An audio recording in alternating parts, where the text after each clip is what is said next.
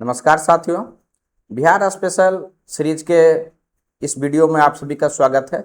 Last दो video में हम लोग बेसिक इंट्रोडक्शन बिहार से संबंधित और एंशिएंट हिस्ट्री की शुरुआत कर चुके हैं। लास्ट लेक्चर में हम लोग मौर्य एम्पायर के बारे में स्टडी किए थे, जहां पर कि लास्ट हम लोग किंग अशोका तक हम लोग जो है स्टडी किए थे, ऑल्दो उसको हम लोग कंप्लीट नहीं किए थे। तो आज हम लोग फिर से जो है आपका अशोक और उस जो मौर्यन एडमिनिस्ट्रेशन है उसको हम लोग स्टडी करेंगे। साथ ही हम लोग जो है गुप्ता एम्पायर और उसके बीच में जितने भी आप कह सकते हैं एम्पायर्स आए थे उनके बारे में हम लोग जो है स्टडी करेंगे। सबसे पहले एक डिस्क्लेमर आपके साथ देना चाहता हूं, वो है कि बीपीएससी में देखिए मेंस में मात्र 3 पेपर्स आते हैं। आपका GS1 आता है, GS2 आता है और एसए पेपर आता है।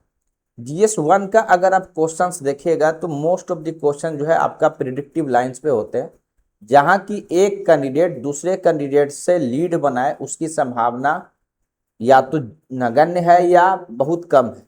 लेकिन पेपर 2 और ए से वह पेपर है जहां पर कि आप अपने रिलेटिव कंपटीटर से लीड ले सकते हैं। उसके लिए जरूरी है ऐसे में आपका अधिक मार्क्स लाना। तो इसीलिए जो इस लेक्चर में सुने हैं या इसके पहले के जो लेक्चर्स में सुने हैं उन कंसेप्ट्स का यूज आप अपने एसे में जरूर कीजिएगा, क्योंकि किसी भी एसे को जब हम लिखते हैं तो वहां पर हम लोग हिस्टोरिकल एंगल देते हैं, इतिहास में क्या हुआ उसके बारे में करते हैं, इकोनॉमी का हमारा किस प्रकार से पास्ट में रहा है उसको हम लोग देते हैं, हमारा आर्ट एंड कल्चर में किस प्रकार से रहा। तो यानी हिस्ट्री को एज ए कंटिन्यूटी आपको पढ़ना है, तब जाके उसी सेम चीज का आप यूज जो है अपने एसे में भी जो है अपने तरीके से कर पाइएगा। तो एक ही साथ आपका मेंस और एसे दोनों का चीज आप यहां से एक्सट्रैक्ट कर सकते हैं। बाकी हम लोग एसे क्लास में बताएंगे कि जो हम यहाँ पर डिस्कस किए उसको किस प्रकार से यूज कर सकते हैं। तो जो पहले मेंस दे चुके हैं उनको पता होगा, अगर इस वीडियो को देखेंगे या पूर्व का वीडियो देखेंगे तो आप किस तरीके से यहाँ का जो कंसेप्चुअल पॉइंट्स है उसको आप अपने एसे में यूज कर सकते। तो खैर आज हम लोग स्टार्ट करते हैं फिर से जो है अशोका द ग्रेट से। ऑल्दो लास्ट वीडियो में हम लोग इसको थोड़ा सा कवर किए थे, लेकिन फॉर कंटिन्यूटी इसको यहाँ से फिर से स्टार्ट करते हैं और फिर मौर्यन एम्पायर को हम लोग कंप्लीट भी करेंगे। तो हम सभी को पता है कि जो मौर्यन एम्पायर है उसके सबसे जो ग्रेटेस्ट रूलर हुए वो अशोका द ग्रेट हुए। अब ये जो है गद्दी पर 269 BC में बैठते हैं और उसके बाद इन्होंने क्योंकि अपना जो सक्सेशन वार था उसको जीता था, क्योंकि लगभग 4 साल तक जो है आपका वो सक्सेशन वार चला था और फाइनली यह कहा जाता है कि जो आपका अशोका द ग्रेट थे उन्होंने अपने 99 भाइयों को हत्या करके जो है गद्दी पर बैठे। ऑल्दो इसके बारे में हिस्टोरिकल डिबेट है, उस पर हम लोगों को नहीं जाना है। हम लोगों को उस पर फोकस करना है कि किस प्रकार से उन्होंने जो आपका एम्पायर था उसका जुरिडिक्शन किस प्रकार से उन्होंने अफगानिस्तान से लेके बांग्लादेश तक जो है किया गया। उनको अलग अलग नाम से जो है बुलाया गया है, अलग अलग रॉयल टाइटल्स दिए गए हैं। उसमें से हम लोग चर्चा किए थे, प्रियदर्शी की चर्चा किए थे, देव नाम पिया की चर्चा किए थे।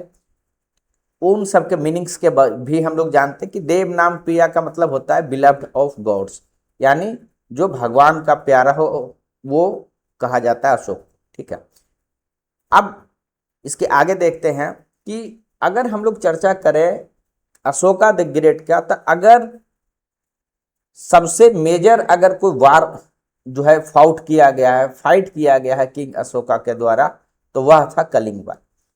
कलिंग वार को छोड़ के कोई भी मेजर वार जो है आपका अशोक के द्वारा नहीं लड़ा गया है। यह युद्ध जो है आपका 261 BC में हुआ था। यह लड़ाई आपको मगध एम्पायर और जो आपका कलिंग का जो किंगडम था उसके बीच में हुआ था। कहा यह जाता है कि यह जो फाइट हुआ था वह जो है धौली हिल्स पे हुआ था और जो स्थित है आपका दया रिवर के किनारे। ठीक है, हमको यहाँ पर समझना यह है, ये तो फैक्चुअल बातें हो गई, हमको यह समझना है कि कलिंग वार ने आखिरकार हिस्ट्री को कैसे चेंज किया। देखिए कलिंग वार के बाद हुआ यह कि अशोक को 2 तरीके का रियलाइजेशन होता है। पहला रियलाइजेशन यह है कि उनको यह पता चल जाता है कि वार के द्वारा, कॉन्क्वेस्ट के द्वारा जो एनेक्स करते हैं क्षेत्र का, उसका कॉस्ट बहुत ज्यादा है, एक्सपेंसिव है। वहां उनको यह भी पता चला कि कलिंग को जीतने में 1.5 लाख लोग डिपोर्ट हुए, 1 लाख लोग जो है मारे गए। आप समझ के देखिए कि उसका कॉस्ट बेनिफिट कितना कम रहेगा। यानी कि उनको यह पता चल गया कि कॉन्क्वेस्ट के द्वारा जो है एनेक्स करना बहुत ही एक्सपेंसिव है, ठीक है। तो उन्होंने दो चीज किया, उसके बारे में हिस्ट्री में डिबेट है, हिस्टोरिकल एंगल है। पहला पक्ष यह कहता है कि कलिंग युद्ध के बाद अशोक को यह रियलाइज हो गया कि अगर मल्टी रिलीजियस एम्पायर को हमको होल्ड करके रखना है तो ऐसे में हमको कहीं ना कहीं एक कॉमन धागा पकड़ के रखना होगा, कोई ना कोई एक ऐसा गवर्नेंस का टेक्नोलॉजी अपनाना होगा जिससे हम सभी धर्मों को, लोग को एक साथ बांध के रख सकते हैं। और उसको कह सकते हैं स्टेट क्राफ्ट के रूप में, गवर्नेंस टेक्नोलॉजी के रूप में जो है यूज किया गया आपका अशोक का जो धम्मा है। दूसरा पक्ष यह कहता है कि नहीं, ये जो रिमोर्स हुआ यानी जो पश्चाताप हुआ, इतने सारे लोगों को जो है हत्या हुआ या इतने सारे लोग मारे गए, लाख लोग मारे गए, उससे वो उनका हृदय जो है परिवर्तित हो गया और उन्होंने जो है, जो बुद्धिस्ट मॉन्क थे उपगुप्त, उनके शरण में जाके उन्होंने जो बौद्ध धर्म को अपनाया। और वो एक्चुअली में एक बुद्ध आप कह सकते हैं जो बुद्धिज्म का धर्म है उसको फॉलो कर रहे थे।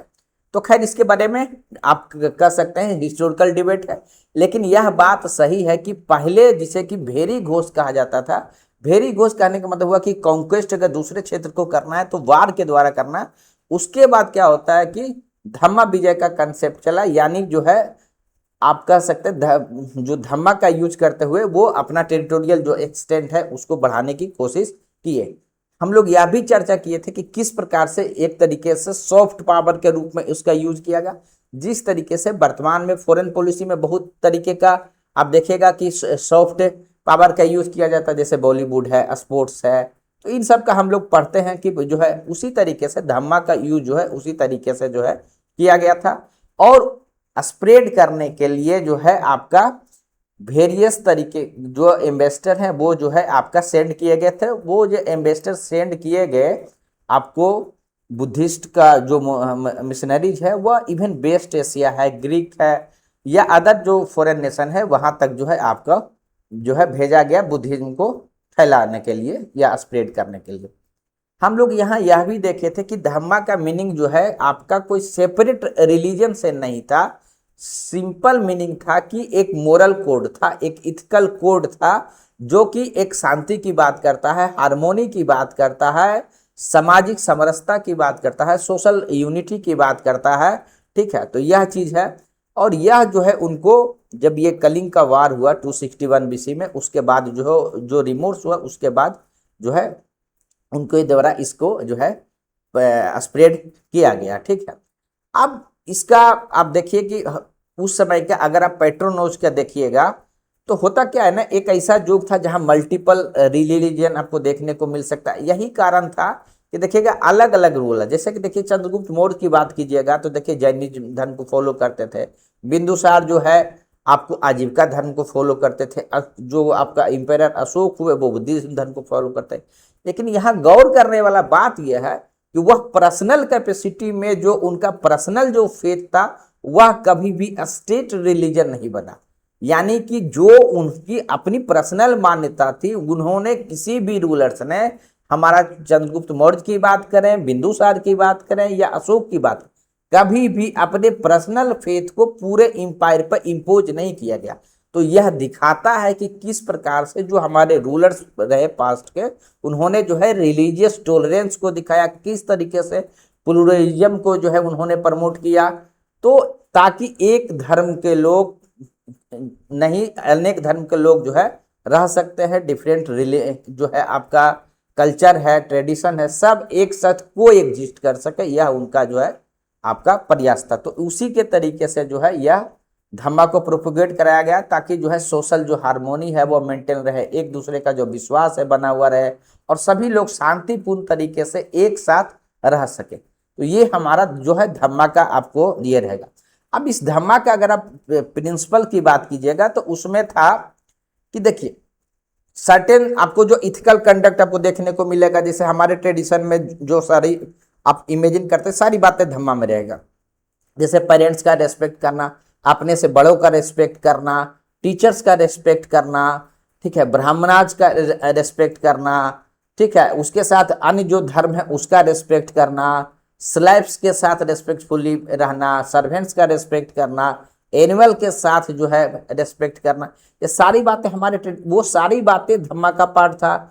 उसके बाद जो है एडवोकेट किया गया था अहिंसा को, यानी नॉन वायलेंस को जो है आपको प्रमोट किया गया था। और यह बात कहा गया था कि जो है कंपैशन को जो है अडॉप्ट करना चाहिए, दया की बात की गई थी, ठीक है, चैरिटी की बात की गई थी। जो हमारे रिलीजियस किसी भी रिलीजन में अगर आप देखिए तो ये सारी बातें सारे धर्म में आपको देखने में को मिलेगा। तो आप देख सकते हैं जो कॉमन पॉइंट है उसी का सारे रिलीजन का आपको जो है सार देखने को यहाँ मिलेगा। और उन सभी चीज को एक मोरल और इथिकल कंडक्ट के रूप में दिया गया, जो हम अपने सामान्य जीवन में डेली लाइफ में जो है उसको यूज करते हैं। अब पर्पस था कि जो है पब्लिक वेलफेयर का जो है रहे, और जो हमारा जो गुड गवर्नेंस है वो रहे। यानी कि जो बुद्धिज्म एडॉप्ट करने के बाद जो धम्मा का कंसेप्ट दिया गया वह जो है एज ए गवर्नेंस टेक्नोलॉजी आप कह सकते हैं, जो है as a tool of statecraft जो है अशोक के द्वारा जो है यूज किया गया। हम लोग जो है यह भी स्टडी किए थे कि किस प्रकार से धम्मा को देखिए प्रोपोगेट कैसे किया गया।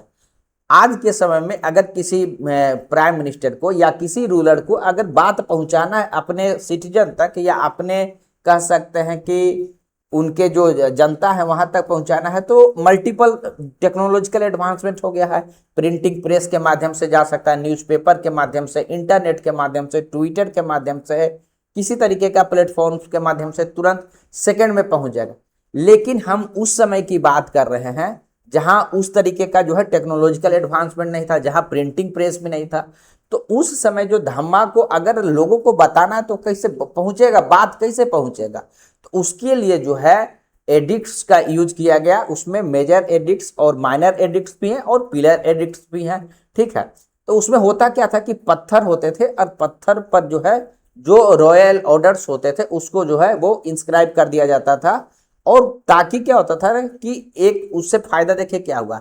एक फायदा तो हुआ कि इन्फॉर्मेटिव बना हुआ रहता है कि पूरे जो आपका राज्य है वहां पर जो है आपका एक ही तरीके का आपको पॉलिसी देखने को मिलेगा रूलर्स को। प्लस जो एडिक्ट्स है उससे यह भी पता चलता है कि टेरिटोरियल एक्सटेंट कहां तक है। प्लस जो है लैंग्वेज का भी ख्याल रखा गया था कि जिस रीजन में जिस तरीके की भाषा, जिस तरीके के स्क्रिप्ट यूज की जा रही थी, उसी तरीके की स्क्रिप्ट और उसी तरीके के लैंग्वेज में उसको इंस्क्राइब कराया गया था। यह चीज था। तो इतना माइन्यूटली जो है ड्राफ्ट कराया गया था, प्लान कराया गया था धम्मा को प्रोपोगेट करने के लिए, ठीक है। यानी यह जो आपका धम्मा का बात था वो प्योर सेक्टेरियन नहीं था, यानी सिर्फ किसी पार्टिकुलर रिलीजन से जो है वो जुड़ा हुआ नहीं था, सारे धर्मों को साथ लेके चलने की बात थी, ठीक है। हम लोग अगर धम्मा का इंपोर्टेंस की बात कीजिएगा तो हम लोग देखें कि किस प्रकार से मिलिट्री कॉन्क्वेस्ट के जगह जो है मोरल कॉन्क्वेस्ट यानी धम्मा विजय का प्रोपोगेट किया गया, सॉफ्ट पावर का यूज किया गया। उससे जो अलग अलग धर्म के लोग रह रहे थे, अलग अलग सोसाइटी के बीच जो कॉन्फ्लिक्ट था वो कम हुआ, ठीक है। उसके बाद जो यूनिटी था, एक एम्पायर का जो कह सकते हैं यूनिटी था, वह जो है आपका मजबूत हुआ। और गवर्नेंस का एक अच्छा मॉडल तैयार हुआ जहां की फोकस जो है पब्लिक वेलफेयर हुआ। आज के समय में भी हम लोग किस तरीके से बात करते हैं, गवर्नेंस अच्छा हो, पॉलिटी में इन सारी बातों की चर्चा करते हैं। तो आपको हिस्ट्री में अर्लीस्ट एग्जाम्पल मिलेगा जहां पर कि इथिकल गवर्नेंस की बात की गई, जहां पर कि सारे धर्मों को साथ लेके चलने की बात की गई है, ठीक है। तो यह आपको जो है एक अच्छा एग्जाम्पल्स देखने को मिलेगा। अब है कि अगर हम बात करें, देखिए जो लैंग्वेज यूज किया गया था प्राकृत और जो है आपका खरोष्टी स्क्रिप्ट का जो है आपको यूज किया गया था। अगर कांधार रीजन की बात कीजिएगा तो वहां पर जो है आपको ग्रीक और आर्मेइक जो है यूज किया गया था। आपको पता है कि उस रीजन में जब सिकंदर जो है हमला करने आए थे तो वहां बहुत सारे ग्रीक लोग बस गए थे। तो क्योंकि वो ग्रीक लैंग्वेज को अधिक समझते थे, यानी वहां जो आपका आपका इनग्रेव कराया गया जो एडिक्ट्स को, वह जो है ग्रीक लैंग्वेज में है, ठीक है। उसी तरीके से जो है अगर हार्टलैंड की बात कीजिएगा तो वहाँ जो लैंग्वेज है या तो प्राकृत होगा या ब्राह्मी होगा। यानी जहाँ जिस रीजन में जिस तरीके का भाषा या लैंग्वेज यूज किया जाता था, उसी तरीके का जो है एडिक्ट्स में उसको इनग्रेव कराया गया था। प्लस जो है अगर आप देखिएगा लोकेशन की बात कीजिएगा तो उनको उन्हीं जगह पर प्लेस कराया गया जो इंपोर्टेंट ट्रेड रूट्स थे, या फिर धार्मिक जो आपका सेंटर्स थे, या फिर आपका एडमिनिस्ट्रेटिव लोकेशंस है। इसलिए क्योंकि वो अधिक से अधिक लोगों तक जो है उस बात को जो है पहुंचाया जा सके, ठीक है, क्योंकि ऐसे जगह पर अधिक लोग जाते हैं तो उससे अधिक होगा, ठीक है। तो यह सारी चीजें हैं। अगर की प्रिंसिपल की बात कीजिएगा तो उसमें उस तरीके की बात की गई है कि जो है आपका लिबरल रहने की बात की गई है, हाई मोरल स्टैंडर्ड की बात की गई है, ठीक है। तो ये आपको ये इतना इम्पोर्टेंट नहीं है, आप इसको अगर ऐसे में यूज करना चाहते हैं तो आप इसको एक बार जो है स्टडी कर ले सकते हैं कि किस प्रकार से जो है ट्रूथफुल रहना है, टोटल इंटीग्रिटी को मेंटेन करना है, to be gentle and kind रहना है, ठीक है, किसी भी प्रकार से घृणा से दूर रहना है, ठीक है, नॉन वायलेंस को प्रैक्टिस नहीं करना है, पेशेंस रखना है, ठीक है। तो आप जो है इसको यूज अपने जो है उसमें कर सकते हैं। डायरेक्ट क्वेश्चन प्रीलिम्स में तो नहीं आएगा। अब हम लोग अशोक का जो इंस्क्रिप्शन है उसके बारे में जो है स्टडी करते हैं। अशोक जो है वो पहले रूलर थे जिन्होंने की है रॉयल जो है आपका एडिक्ट यानी इंस्क्रिप्शन को जो है आप कह सकते हैं इशू किया गया था। और यह जो है उनका जो धम्मा स्प्रेड करने का, यानी जो उनका प्रिंसिपल्स था, जो इथिकल प्रिंसिपल है, मोरल प्रिंसिपल है, उसको जो है स्प्रेड किया गया था, ठीक है। इसमें जैसा कि हम लोग चर्चा किए कि जो है धार्मिक समरसता की बात, रिलीजियस टॉलरेंस की बात की गई है, सभी धर्मों को, सभी सेक्ट को जो है प्रॉपर रिस्पेक्ट जो है आपका देने की बात की गई, चाहे वो ब्राह्मणिज्म हो या अन्य समाज से रिलेटेड जो हो, चाहे वो बुद्धिज्म हो, जैनिज्म हो, सभी को इक्वली रेस्पेक्ट देने की बात जो है आपका किया गया है, ठीक है। अब इसमें एक जो वन लाइनर एग्जाम्स वाले में बहुत बार पूछा जाता है कि फर्स्ट इंस्क्रिप्शन को डिस्कवर जो है आपका पेड्रे टिफेंथेलर के द्वारा कराया गया था, लेकिन जो आपका डिसाइफर है वो जेम्स प्रिंसेप के द्वारा 1837 ईस्वी में जो है आपका किया गया। तो यह जो है जेम्स प्रिंसेप का क्वेश्चन बहुत बार एग्जाम में पूछा गया है, आप इसको ध्यान रखिएगा। ज्यादातर जो लैंग्वेज यूज किया गया है जैसा कि चर्चा की है, प्राकृत जितना भी हार्टलैंड था वहां पर का लैंग्वेज वही था, स्क्रिप्ट जो है आपका ब्राह्मी, ठीक है। तो यह चीज आपको ध्यान रखना है। आपको यह चीज जो है एक चीज ध्यान रखना है, जो हम लोग चर्चा किए थे उनके रॉयल टाइटल्स का, देखिए देव नाम अशोक प्रियदर्शी, यहीं से पता चला था कि अशोक का ही जो रॉयल टाइटल्स जो है देव नाम प्रिया या प्रियदर्शी है। अब ये जो डिटेल्स मिलता है मास्की में, गुर्जरा में, निट्टूर में और देगोलन करके जो जगह है जहां पर कि आपका एडिक्स है, वहां पर इन चारों जो आपका एडिक्स है वहां पर मिलता है। तो यह जो है आपको ध्यान रख सकते हैं, ठीक है, कि कौन सा जो है आपका एडिक्स है जहां पर कि जो है अशोक का फुल नाम जो है आपको बताया गया है, ठीक है। अब जो है देव नाम प्रिया के बारे में हम लोग चर्चा कर चुके हैं कि किस तरीके से उनका जो है मीनिंग क्या है, ठीक है। तो यह जो है उनका जो है रॉयल आप कह सकते हैं ऑनरोफिक टाइटल है, यानी कि आप कह सकते हैं कि जो राजशाही जो टाइटल्स है वो जो है अपने इंस्क्रिप्शन में उनके द्वारा जो है यूज किया गया, ठीक है। अब हम लोग उसके आगे चलते हैं, एडिक्ट्स के बारे में थोड़ा देखते हैं कि कौन से एडिक्ट्स में किस किस तरीके की बातें जो है लिखी गई। अगर आप मेजर रॉक एडिक्ट की, मेजर रॉक मतलब उसके जो पत्थर के साइज थे वो बड़े थे, ठीक है। तो उस पर जो लिखा गया उसमें जनरली जो है धम्मा के बारे में बात किया गया, मोरल कंडक्ट के बारे में किया गया, या वेलफेयर मेजर जो लिए गए उनके बारे में। उसके बाद माइनर रॉक एडिक्ट्स के बारे में जो है पर्सनल फेथ इन बुद्धिज्म, यानी जो आपका अशोका द ग्रेट का जो आप कह सकते हैं जो बुद्धिज्म में पर्सनल जो विश्वास था वह आपको माइनर जो है उसमें देखने को मिलेगा। और उनका अपील की जो है इथिकल वैल्यूज को जो फॉलो करे उसका आपको रिफ्लेक्शन जो है माइनर रॉक एडिक्ट्स में आपको देखने को मिलेगा। यानी मेजर रॉक एडिक्ट्स की अगर आप बात कीजिएगा तो ज्यादातर फोकस एडमिनिस्ट्रेशन किस प्रकार से रहेगा, जस्टिस, पब्लिक वेलफेयर और रिलीजियस टॉलरेंस से रिलेटेड है। वहीं माइनर में जो है आपका बुद्धिस्ट है, क्योंकि पर्सनल बताए हैं कि पर्सनल जो बुद्धिज्म है उससे ज्यादा रिलेटेड है, ठीक है। पर्पस हम लोग चर्चा कर चुके हैं बार बार, ठीक है, मोरालिटी है, नॉन वायलेंस है, रिलीजियस टॉलरेंस है, इन सबको जो है प्रमोट करने की बात कही गई। ठीक, अब जो है बहुत सारे आप कह सकते हैं एग्जाम्स में कौन से रॉ कैडेट में क्या क्या लिखा हुआ वह भी कभी कभी पूछा जा सकता है। तो हम इसको जो है आपके साथ स्लाइड जो है शेयर कर देंगे, आप उसको जो है जरूर जो है एक बार स्टडी कर लीजिएगा जस्ट फॉर रेफरेंस, क्योंकि यह मेमोरी बेस्ड ही आपको चीजें रहेगी। तो रॉ कैडेट 1 में जो है एनिमल सेक्रीफाइस को प्रोहिबिट करने की बात की गई है। फेस्टिव गैदरिंग में जो है आपका किसी प्रकार का स्लॉटर नहीं किया जाए उसकी बात की गई है।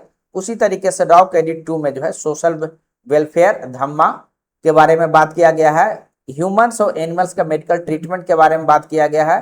वेलफेयर मेजर्स में जैसे रोड है, आपका वेल्स है या वृक्षारोपण की बात है उसकी बात की गई है। ठीक है, उसी तरीके से जो साउथ इंडिया के जो किंगडम थे, चाहे पांड्या हो, सत्यपुत्रा हो, केरला पुत्रा हो, इनके बारे में आपको जो है चर्चा आपको रॉ कैडेट 2 में देखने को मिलेगा।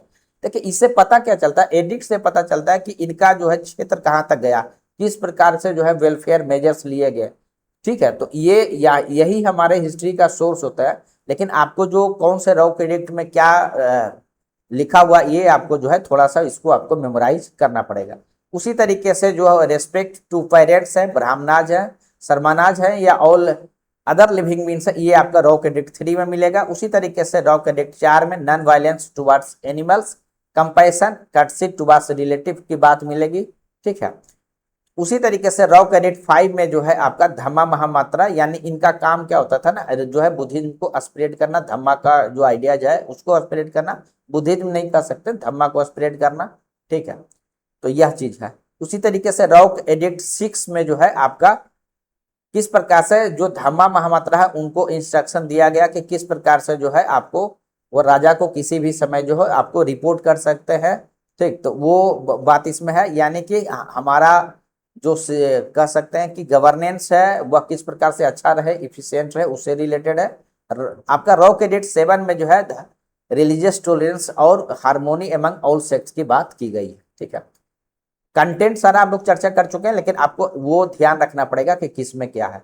रॉ कैडेट अगर 8 में चर्चा कीजिएगा तो जो है धम्मा यात्रा की बात किया गया है। ठीक है, उसी तरीके से किस प्रकार से जो है बोध गया, फर्स्ट विजिट जो बोध गया उसके बारे में भी रॉ कैडेट जो 8 है उसमें चर्चा मिलता है। रॉ कैडेट 9 में जो है आपका जो रिचुअलिस्टिक सेरेमनीज है उसको क्रिटिसाइज करने का बात जो है आपका मिलता है। चाहे जो भी रिचुअल्स हैं, चाहे वो जन्म के पर जब बर्थ होता है तब भी रिचुअल्स होते हैं, कोई बीमार होता है, मैरिज शादी होता है या कोई जर्नी करते हैं तो उसमें जो रिचुअल्स होता है उसको क्रिटिसाइज जो है किया गया है। तो ये आपका वर्णन रॉ कैडेट 9 में देखने को मिलेगा।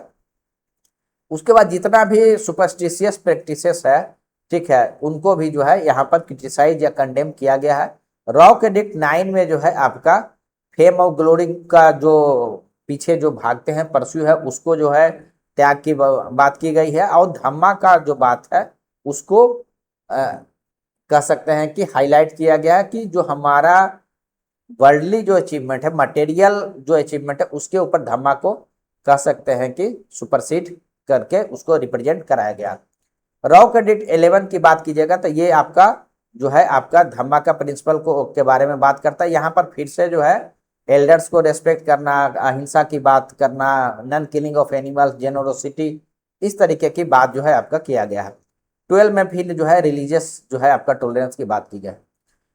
जो सबसे इंपॉर्टेंट है, ये बार बार एग्जाम से पूछा गया, ऑल्दो अगर आपको सारा याद है तो अच्छी बात है, लेकिन ये बहुत बार एग्जाम से पूछा गया तो अगर सारा नहीं याद रहता तो रॉक 13 जरूर याद रखेगा, क्योंकि जो है यह जुड़ा हुआ है आपका जो कॉन्क्वेस्ट है कलिंग का उससे जुड़ा हुआ। तो ये जो है आपका इसमें यह दिखाया गया कि किस प्रकार से कलिंग के जीत के बाद जो है वो रिमोर्स करते हैं, पश्चाताप करते हैं, और जो है उसके बाद किस प्रकार से वो एडवोकेट करते हैं कि हमारा जो कह सकते हैं कॉन्क्वेस्ट जो होना चाहिए वो धम्मा के आधार पर होना चाहिए, वार पर नहीं होना चाहिए। तो अगर सारा एडिट आपको याद नहीं रहता तो कम से कम जो है राव एडिट जो है आपका 13 जरूर याद रखिएगा। राव कैडेट 14 जो है यह कहता है कि आपका इसमें अलग अलग डिफरेंट फॉर्म्स और लेंथ में लिखा गया है। ठीक है, ताकि पीपल जो है आसानी से धम्मा को समझ सकते हैं, उसको फॉलो कर सकते हैं। तो यह आपका 14 जो है आपका रॉ कैडेट्स उसमें जो है आपको चर्चा मिलेगा। उसी प्रकार से जो है आपका माइनर जो रॉ क्रेडिट है वो भी है। यह भी कह सकते हैं कि कहाँ कहाँ रॉ क्रेडिट्स मिला है उसकी जो है सूची है। इसमें आपका मेमोरी बेस्ड है, इसमें जो इम्पोर्टेंट है वो हम आपको बता देते हैं। जैसे मास्की आपका इम्पोर्टेंट है, ठीक है। उसी प्रकार से बिहार से रिलेटेड जो सासाराम का है वो इम्पोर्टेंट है, ठीक है। ब्रह्मगिरी इम्पोर्टेंट है, राजुका आपका इम्पोर्टेंट है। तो आप इसको याद रख सकते हैं, ठीक है। लेकिन आपको यह चीज एक बार याद रखना चाहिए कि अशोक जो है अपेयर्स कौन कौन जगह पर नाम होता है। तो इसमें आपका मास्की, ब्रह्मगिरी, निट्टूर, गुजरा, ये आपको ध्यान रखना है। बाकी जो है आपका अगर फैक्चुअल चीजें अगर आप याद रख सकते हैं तो अच्छी बात है, और नहीं तो कम से कम जैसा आप बताए कि जो है मेजर रॉ क्रेडिट में 30 जरूर याद रखिएगा, ठीक है। अब उसी तरीके का यहाँ पर जो है वो सूची दी गई है, आप उसको जो है एक बार जरूर स्टडी जो है स्लाइड्स के माध्यम से इसको कर लीजिएगा।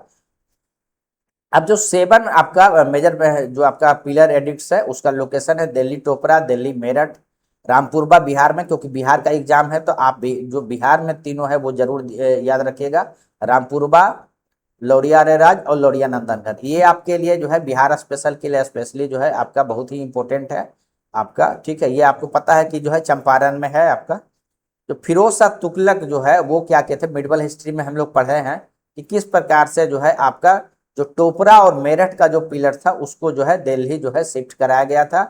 एक चीज इंटरेस्टिंग इसमें यह है कि इलाहाबाद में भी पिलर्स था, लेकिन उसमें बाद में जो है आपका समुद्रगुप्त का के द्वारा भी उस पर इनग्रेव कराया गया था प्रयाग प्रशस्ति, यह भी जो है उसमें मिलेगा। यानी वहां पर आपको दोनों के बारे में जो आपका इंपीरियर अशोक का भी आपको मिल जाएगा और का भी डिटेल्स मिल जाएगा, उनके द्वारा जो रॉयल ऑर्डर्स था वह भी मिल जाएगा, प्लस जो है प्रयाग प्रशस्ति जो समुद्रगुप्त से रिलेटेड है, जो हरिसेन के द्वारा कह सकते हैं कि ये किया गया था, तो उन वो भी आपको जिक्र जो है आपको मिलेगा, ठीक है। तो यह जो है आपको देखने को मिलेगा कि एक जो कंप्लीट सेट ऑफ 7 पिलर्स का है वह एक ही जगह पर मिला है, जो है वह है टोपरा। तो यह भी ध्यान रख सकते हैं। तो कहीं पर आपको कंप्लीट सेट नहीं मिला है, जो 7 आपका पिलर एडिक्ट है एक ही जगह पर मिला है वो है टोपरा। तो यह चीज आपको ध्यान जो है उसमें रख सकते हैं, ठीक है। उसके बाद पिलर एडिक्ट जो है आपका 7 में जो है अशोका का फाइनल प्रोक्लेमेशन जो है आपका बुद्धिज्म से रिलेटेड आपको देखने को मिलता है। तो फैक्चुअल डिटेल्स है ये जो है आपको याद आपको रखना पड़ेगा। इसमें मेमोरी बेस्ड कुछ चीजें हैं आपको ध्यान रखना पड़ेगा, जो कंसेप्चुअल बातें हैं वो हम आपसे डिस्कस कर चुके हैं। उसके बाद जो है अर्लीस्ट अगर अशोकन इंस्क्रिप्शन की बात कीजिएगा सबसे पहले में, तो आपको कंधार रीजन में आपको देखने को मिलेगा जो 2 लैंग्वेज में है, जैसा कि चर्चा की है कि वहां का जो नेटिव जो समय का लैंग्वेज स्पोकन था ग्रीक और एरामिक, तो उसमें आपको देखने को मिलेगा, ठीक है। अब उसमें फर्स्ट जो है अशोका के बारे में जो मेंशन करता हुआ आपका जो है वह मास्की में है। कंप्लीट अगर 7 पिलर एडिक्ट की बात की जाएगा वह टोपरा में है, और आपका फाइनल एडिक्ट जो है आपका पिलर एडिक्ट जो है आपका उसमें है, जिसमें फाइनल प्रोक्लेमेशन जो है आपको देखने को मिला। तो अगर कम से कम पूरा याद नहीं रह सकता तो कम से कम एग्जाम टेक्स्ट वाला जो दिया हुआ वह आप जरूर कम से कम याद रखिएगा। तो अब हम लोग देखते हैं कि अभी हम लोग देखें कि अभी तक हम लोग यह समझ गए कि किस प्रकार से जो है धम्मा पर फोकस था अशोक का। अब लेकिन उसके बियॉन्ड थोड़ा सा और हम लोगों को समझना है कि अगर हम धम्मा विजय की बात करते हैं तो क्या किंग अशोक के द्वारा क्या कंप्लीटली जो है अगर कलिंग पर उनको रिमोर्स हुआ तो क्या कलिंग को छोड़ दिया गया? तो नहीं, ऐसा नहीं है। कलिंग भी जो है आपका मौर्यन एम्पायर का पार्ट रहा। क्या किंग अशोक के द्वारा जितना एडमिनिस्ट्रेटिव मैकेनिज्म था, क्या जो ब्यूरोक्रेसी है, क्या जो आप कह सकते प्रशासनिक व्यवस्था था, गवर्नेंस था, वो उसको कंप्लीटली छोड़ दिया गया अपॉइंटमेंट? तो ऐसा भी नहीं है, ठीक है। क्या जो बॉर्डर एरिया पर होते हैं जहां पर कि सबसे अधिक कॉन्फ्लिक्ट हो सकते हैं, क्या वहां पर जो आप कह सकते हैं ऑफिशियल्स होते थे उनका अपॉइंटमेंट छूट गया क्या? तो नहीं, ऐसा भी नहीं है। यानी कि कंप्लीटली इसको रिलीजियस एंगल से नहीं देखना। यानी धम्मा विजय की जो बातें हैं वह तो ठीक है, वो प्रोपेगेट करने के लिए चला, लेकिन साथ ही जो है आपको यह भी देखने को मिलेगा कि जो हमारे बॉर्डर फ्रंटियर्स थे जहां पर जो पदाधिकारी होते थे उसको बोलते थे अंत महामात्रा, ठीक है, वो अपॉइंटमेंट जो है जारी रहा। फ्रंटियर जो प्रोविंस होता है क्योंकि वहीं पर आपका कॉन्फ्लिक्ट होगा, वह अपॉइंटमेंट रहा। और जो आपका जो फ्रंटियर प्रोविंस है उस पर जो है आपका नजर बनाए हुए रखे, ठीक है। तो वह चीज आपको देखने को मिलेगा, ठीक है। तो यानी जो हमारा गवर्नेंस का जो सिस्टम था आपका, वो जो है एडमिनिस्ट्रेशन का जो सिस्टम था वह जानना जरूरी है कि आखिरकार जो इतना बड़ा एम्पायर था जिसका कि रूल जो है आपका अफगानिस्तान से लेके आपका बांग्लादेश तक जा रहा था, वो आखिरकार चलता कैसे था आज के समय जैसा। तो जैसे हम लोग को पता है कि किस प्रकार से जो है एक देश है, देश के फिर राज्य है, राज्य के नीचे फिर जिला है, जिला के नीचे प्रखंड है, उसके नीचे फिर जो है पंचायत है और फिर गांव है। तो आपको वहां भी आपको सर्टेन चीजें देखने को मिलेगा। वहां जो है एक चीज और समझिए, कोई भी जो आपका एडमिनिस्ट्रेशन होता है या तो सेंट्रलाइज्ड होगा या डिसेंट्रलाइज्ड होगा। सेंट्रलाइज्ड का मतलब हो गया कि वह पावर अधिक से अधिक जो राजा होंगे उनके पास रहेंगे, या आप कह सकते हैं अगर आप लोकतंत्र की बात कीजिएगा उस तरीके का सेंट्रलाइज की बात कीजिएगा तो जो आपका स्टेट के हेड होंगे उनके पास पावर होगा। तो जो मौर्यन पीरियड से आपका यह आपका एक क्लासिक एग्जाम्पल है जहां पर कि जो पावर है वो बहुत ही हाईली सेंट्रलाइज्ड है। डिसेंट्रलाइज्ड आपको देखने को मिलेगा गुप्ता पीरियड में, यानी यहां आपको देखने को मिलेगा जो पावर है वह हाईली सेंट्रलाइज्ड है। और आपको इन स्पाइट ऑफ सेंट्रलाइजेशन के बावजूद जो है यहाँ पर आपको पब्लिक वेलफेयर का आपको देखने को मिलेगा एग्जाम्पल। और यहाँ पर आपको यह भी देखने को मिलेगा कि किस प्रकार से इथिकल गवर्नेंस, किस प्रकार से गुड गवर्नेंस जो है आपका किया जाता है, ठीक है।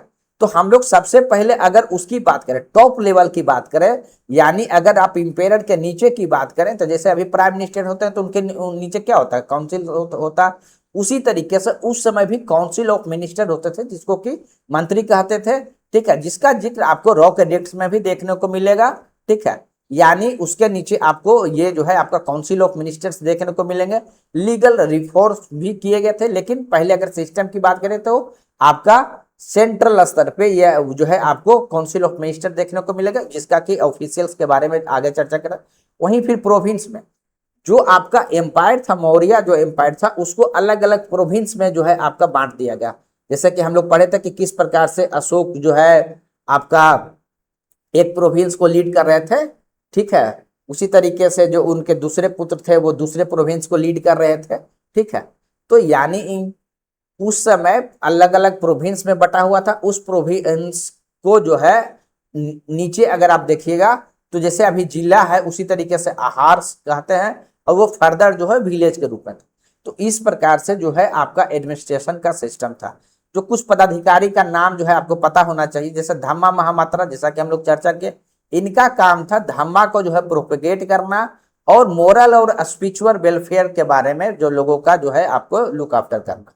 तो एग्जाम से पूछा जा सकता है, आप इसको याद रख सकते हैं।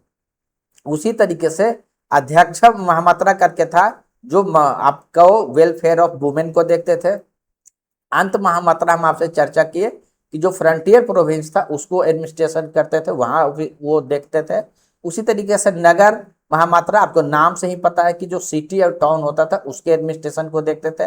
राजुका जो है आपका एडमिनिस्ट्रेटिव जो आपका प्लान्स होता था, वेलफेयर मेजर्स होता था, और जो है आपको लोकल स्तर पर यह जो है ऑफिशियल्स होते थे, जो कि इवन जुडिशियल जो है उनके पास भी फंक्शन दिया गया था, ठीक है। तो यह चीज आपको जो है ध्यान रखना है, ठीक है।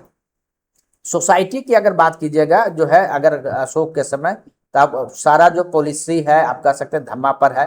रिलीजियस टॉलरेंस है, बेनिवोलेंस है, इक्वालिटी, कंपैशन, इन सारी चीजों पर जो है आपका टिका हुआ था। एक ही समय में जितने भी धर्म थे, चाहे जितना भी ऑर्थोडॉक्स आपका सेक्ट है, हेट्रोडॉक्स सेक्ट है, आजीविकाज है, बुद्धिस्ट है, सब लोग एक साथ जो है आपका जो है एग्जिस्ट कर रहे थे। तो ये तो हम लोग डिटेल से चर्चा किए। अब है कि अशोक के द्वारा किस प्रकार से जो है आपको बुद्धिज्म को प्रोपोगेट करने के लिए जो है स्टेप्स लिए गए थे।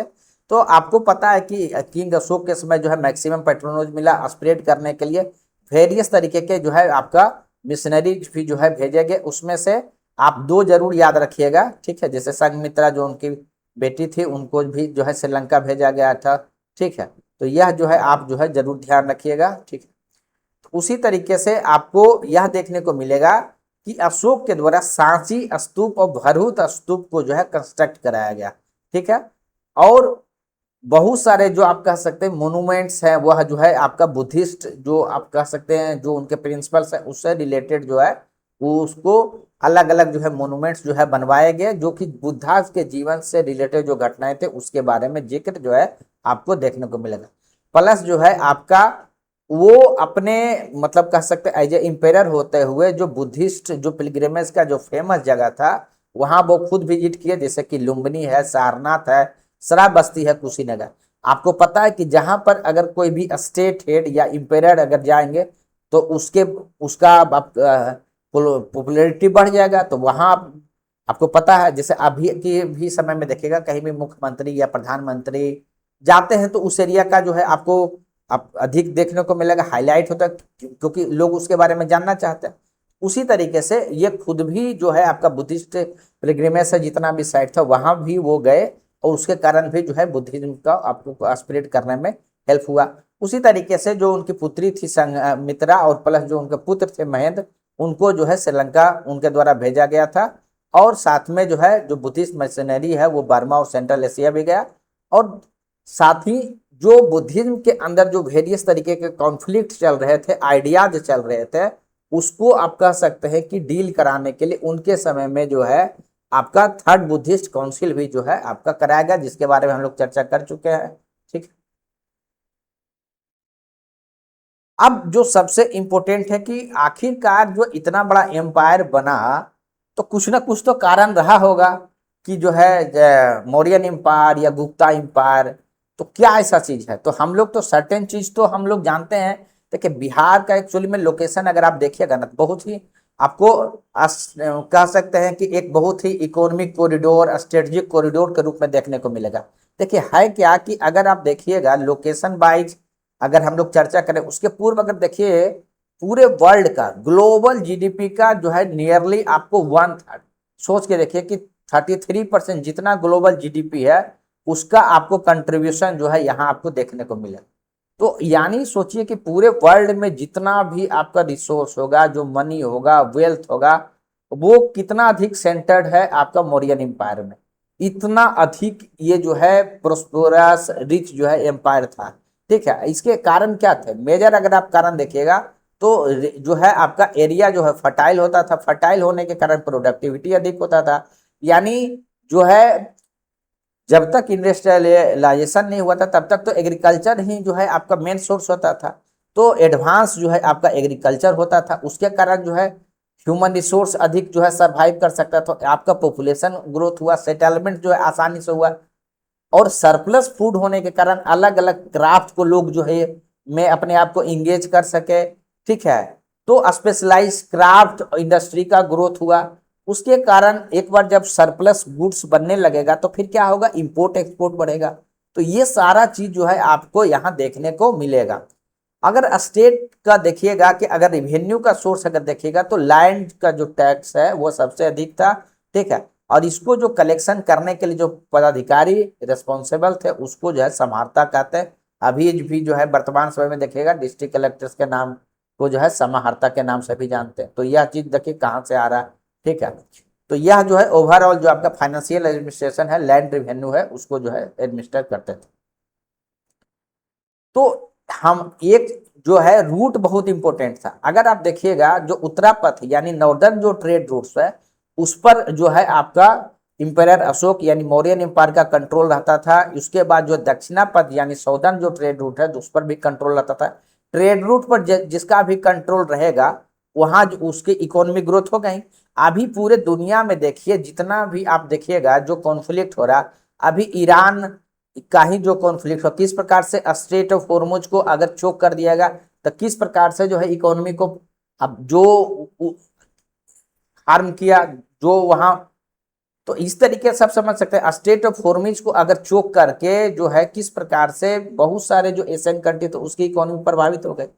यानी जो फाइट दुनिया में हो भी रहा है किसके लिए, वो होता ही है जो रिसोर्स है उसके लिए। और उसका एक जो है आपको साधन रहता है आपका ट्रेड रूट्स। तो ये मौर्यन एम्पायर के समय जो आपका आप इंडिया में देखिएगा तो उत्तरा पथ है और दक्षिणा पथ जो दोनों नॉर्दर्न और साउदर्न जो ट्रेड रूट्स है दोनों पर आपका कंट्रोल होता था। तो उसके कारण कंट्रोल होने के कारण जो है क्या होता था कि आपको इकोनॉमिक एक्टिविटी बढ़ जाएगा, ट्रेडर्स को फैसिलिटेशन हो जाएगा। ठीक है, तो ये सारी चीजें जो है आपका एडवांटेज था उसमें। ठीक है, उसी तरीके से जो है आपका स्टेट रेगुलेट भी करता था कि किस प्रकार से जो प्रोडक्शन और ट्रेड जो है वो बेहतर हो, ताकि जो है इफिशिएंटली गुड्स का डिस्ट्रीब्यूशन हो। इन चीजों के बारे में भी जो है हम लोग उसको देख सकते।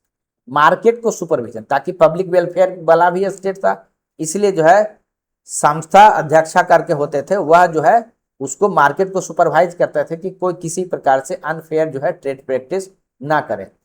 और उस समय में भी गिल्ड हुआ करता था। गिल्ड जैसे अभी के समय में अगर आप कंपैरिजन करके देखिएगा तो किस प्रकार से ट्रेड यूनियंस होते हैं जो व्यापारियों को हित को रिप्रेजेंट करते हैं, उसी प्रकार से देखिए उसमें गिल्ड्स होते थे जिसमें कि मर्चेंट्स और आर्टिसंस होते थे, जो है वो एक जगह ऑर्गेनाइज होते थे और वो रेगुलेट करते थे कि किस प्रोडक्शन कितना हो, उसका प्राइस कितना हो, उसको क्वालिटी क्या मेंटेन करना है, कौन सा स्टैंडर्ड मेंटेन करना है।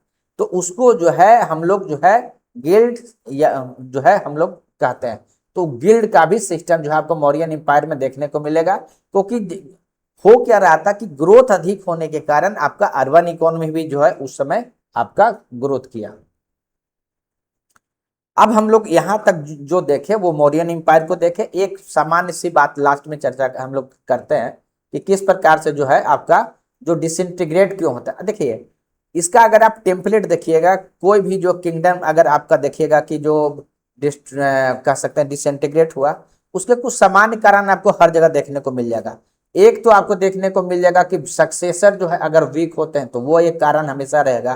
प्लस जो है कहीं ना कहीं जो है प्रोविंशियल ऑटोनॉमी, यानी जो भी उनके गवर्नर्स होंगे या उनके जो प्रोविंशियल कह सकते हैं जो लीड कर रहे होंगे वह कमजोर होंगे। ठीक है, या वो मजबूत होंगे। ठीक है, उस पर अगर कमजोर होंगे तो जो फ्रंटियर एरिया वाला होगा वहां पर अटैक बढ़ जाएगा। अगर मजबूत होंगे तो वो राजा से अपने आप को जो है इंडिपेंडेंट घोषित करने की कोशिश करेंगे। तो यह चीज आपको देखने को मिलेगा।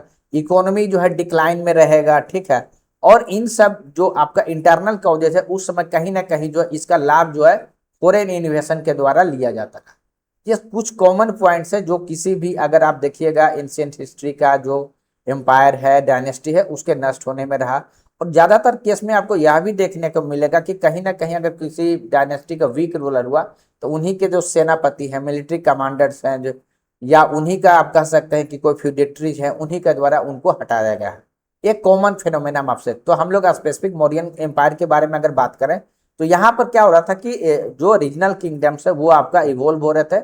उसमें से जो है आपका सुंगा डायनेस्टी जो है कह सकते हैं रेज हुआ, और वही जो है आपका मौर्यन एम्पायर के बाद जो है जगह लिया। सुंगा के बाद जो है कनवा डायनेस्टी हुआ। फॉरेन इन्वेशन अगर उस समय बात कीजिएगा तो आपका जो है इंडो ग्रीक सकाज है, पार्थियंस है, कुषाण्स है। ये क्या है ना कि ये आपको सेंट्रल एशिया और वेस्टर्न चाइना में क्या है कि सर्टेन ट्राइब्स होते थे। एक फेमस ट्राइब है यूची ट्राइब्स। यूची ट्राइब्स एक्चुअली में शुरू में चाइना में जो है अपना स्प्रेड करना चाहते थे। मतलब सेंट्रल एशिया को अगर आप देखिएगा तो वहाँ यूची ट्राइब्स है, उसके बाद अस्काइथियंस हुआ करते थे, और फिर यहाँ पर आपका पार्थियंस हुआ करते थे। ठीक है, ये रीजन जो है आपका बैक्ट्रिया के पास का आपको देखने को मिलेगा। बैक्ट्रिया से आप स्टार्ट करके आपका सेंट्रल एशिया के तरफ ये जो है ट्राइब्स अपने अपने क्षेत्र में रह रहे थे। यूची ट्राइब्स क्योंकि उस समय हुआ, समय के साथ जो है चाइना का ग्रेट वॉल बन जाता है, तो फाइनली जो है यूची ट्राइब आपका ईस्टवर्ड एक्सपेंशन नहीं करके वो वेस्टवर्ड एक्सपेंशन की तरफ बढ़ते हैं। और उसी का परिणाम क्या होता है कि यूची ट्राइब फिर जो है आपको जो अस्काइथियंस है उनको पुश करता है, फिर वो पार्थियन पुश करता है। ये सारा आपको अटैक जो है इंडिया के फिर नॉर्थ वेस्ट रीजन में आपको यहाँ देखने को मिलेगा। तो यह जो है आपका फॉरेन इन्वेजन भी आपको इस समय आपको देखने को मिलेगा। ठीक है, अब होता क्या है, जो उसके कुछ पॉजिटिव इम्पैक्ट भी हैं। जब आपका सेंट्रल एशिया से अगर आप कह सकते हैं कि जो है उसके इंटरेक्शन होता है तो इकोनॉमी, ट्रेड या क्वाइनेज उसका भी एक्सचेंज होता है। ठीक है, कल्चरल एक्सचेंज भी हुआ। तो यह चीज़ है। प्लस जो है आप कह सकते हैं कि इंटरेक्शन जो सेंट्रल एशिया के जो पॉलिटिक्स है उससे भी बढ़ा है। ठीक है, अब हम लोग इसके बाद की बात करते हैं सुंगा डायनेस्टी की। ठीक है, सुंगा डायनेस्टी यानी कि ये कब एस्टेब्लिश हुआ, तो यह जो है 185 ईस्वी में जो है आपका पुष्यमित्र सुंग के द्वारा 185 बीसी में जो है आपका किया गया। जो कि मौर्यन एम्पायर में ही कमांडर इन चीफ से। हम आपको बताया कि बहुत जितना भी देखिएगा बहुत सारे में आपको यही चीज देखने को मिलेगा। और जो मौर्य एम्पायर के जो आपका लास्ट रूलर थे बृहदत्त जो थे, उनको जो है हत्या करके जो है आपका जो है वो गद्दी पर आते हैं। और इस प्रकार से जो मौर्यन एम्पायर है उसका समाप्ति होता है।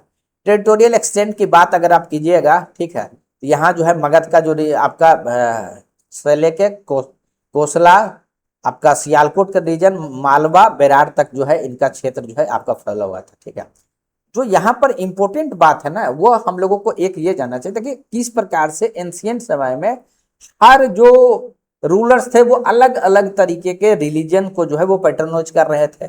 लेकिन बेसिक बात क्या था, जैसे हम लोग देखें कि किस प्रकार से चंद्रगुप्त मौर्य क्या किए, जैनिज्म को जो है फॉलो कर रहे थे।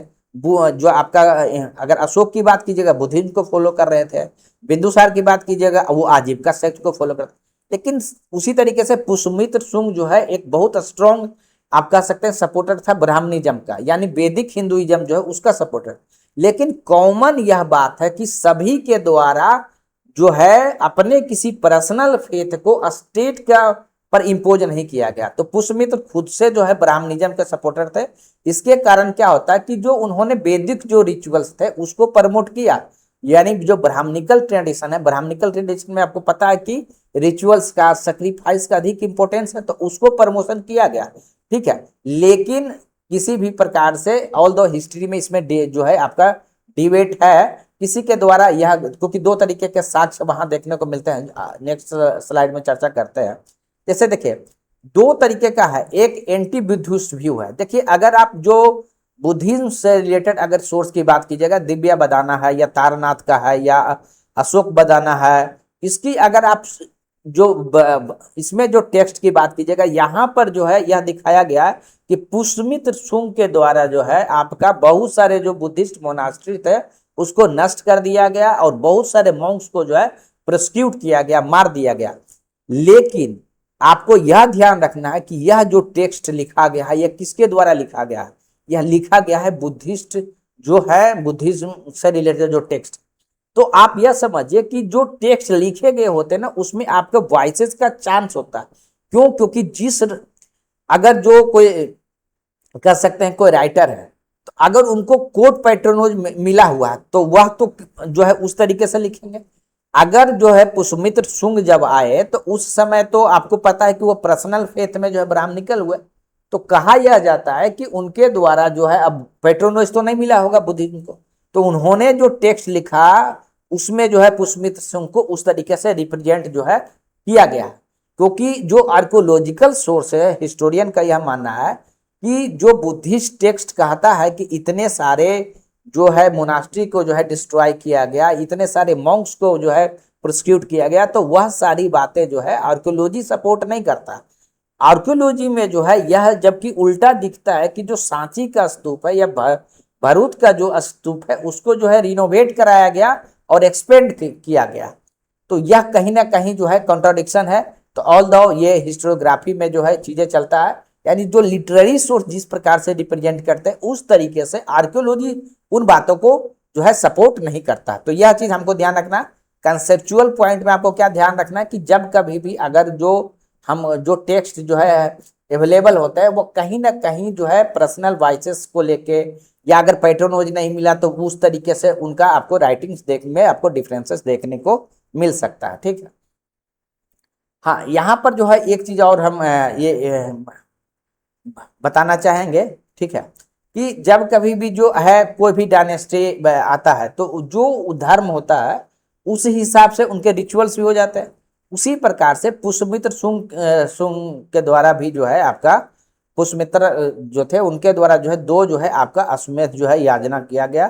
ठीक है, आपको अश्वमेध यज्ञ के बारे में आपको पता ही है कि किस प्रकार से जो है पॉलिटिकल जो है सोवरेंटी को दिखाता है, जो आपका मिलिट्री सुप्रीमेसी को दिखाता है, और यह भी दिखाता है कि किस प्रकार से जो वैदिक जो रिचुअल्स थे उसको प्रमोट किया गया है। ठीक है, तो यह जो है आपका ये जो आपका इंस्क्रिप्शन है अयोध्या इंस्क्रिप्शन, उससे भी आपको जो अश्वमेध से रिलेटेड जो आप कह सकते हैं रिचुअल्स है उसका जिक्र आपको मिलता है। एक और जो बार बार प्रीलिम्स में पूछा जाता है वह देखना है कि जो है आपका जो महाभाष्य है उसके जो आप कह सकते हैं कि जो ऑथर है पतंजलि जो है वह जो है चीफ प्रीस्ट के रूप में जो है काम किए थे। ठीक है, यह जो है आपको ध्यान रखना है, बहुत बार महाभाष्य के ऑथर के रूप में जो है पूछा जाता है।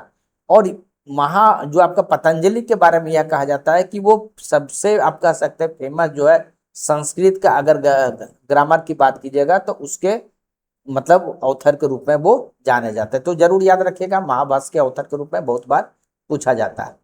अब देखिए क्या होता है, उनके बाद सक्सेशन की बात, यानी पुष्यमित्र के बाद जो है उनके जो बेटे हुए वो अग्निमित्र जो है आपका राजा बने।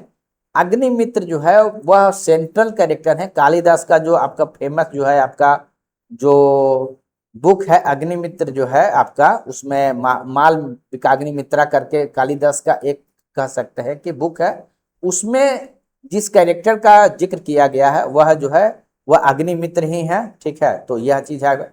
एक बार जो है यूपीएससी में मेरे ख्याल से इस सवाल को पूछा भी गया है, मालविकाग्निमित्रम जो आपका है कालिदास का, उसके सेंट्रल जो कैरेक्टर है वो कौन है। तो ये इंपॉर्टेंट बुक है, कालिदास का बुक है, आप इसको ध्यान रखिएगा। अब देखिए डायनेस्टी किस प्रकार से जो है वो समाप्त हुआ। जैसा कि हम आपको बताया कि मोस्ट ऑफ द जो है कारण वही होते हैं। ठीक है, एक और बहुत बार देखिए सक्सेशन में एक और चीज आपको ध्यान रखना, एंशिएंट पीरियड में कभी भी जो सक्सेशन का रूल्स था वो बहुत कोडिफाइड कहीं नहीं था। उसके कारण कि सबसे बड़ा बेटा ही राजा बनेगा ये कहीं लिखा हुआ नहीं था। इसके कारण क्या होता था ना कि कहीं भी कोडिफिकेशन नहीं होने के कारण जो है अगर दो भाई अगर मजबूत है तो सक्सेशन वार बहुत होता था, या दो कोई कंपिटेंट नहीं हो तब भी होता था। तो सक्सेशन वार बहुत बार जो है एंशिएंट हिस्ट्री में देखिएगा, ये मैंने मिडिवल हिस्ट्री में देखिएगा कि किसी न किसी एम्पायर को जो है कोलेप्स का कारण बना है। तो यहाँ भी देखिएगा कि जो है इसके लास्ट रूलर जो है देवभूति होते हैं, जिनको कि जो वासुदेव है वो जो है आप कह सकते हैं कि आपका एसेसिनेट करने के बाद जो है गद्दी प्राप्त करते हैं, और यह जो है कन्वा डायनेस्टी को जो है स्थापना करते हैं। ठीक, कन्वा डायनेस्टी के बारे में हम लोग अगर तेजी से देखें तो ये जो है आपका सुंगा डायनेस्टी के बाद जो है ये डायनेस्टी को आता है, जिनका कि आपको 72 बीसी से लेकर 27 बीसी तक इसका आपको किंगडम देखने को मिलेगा।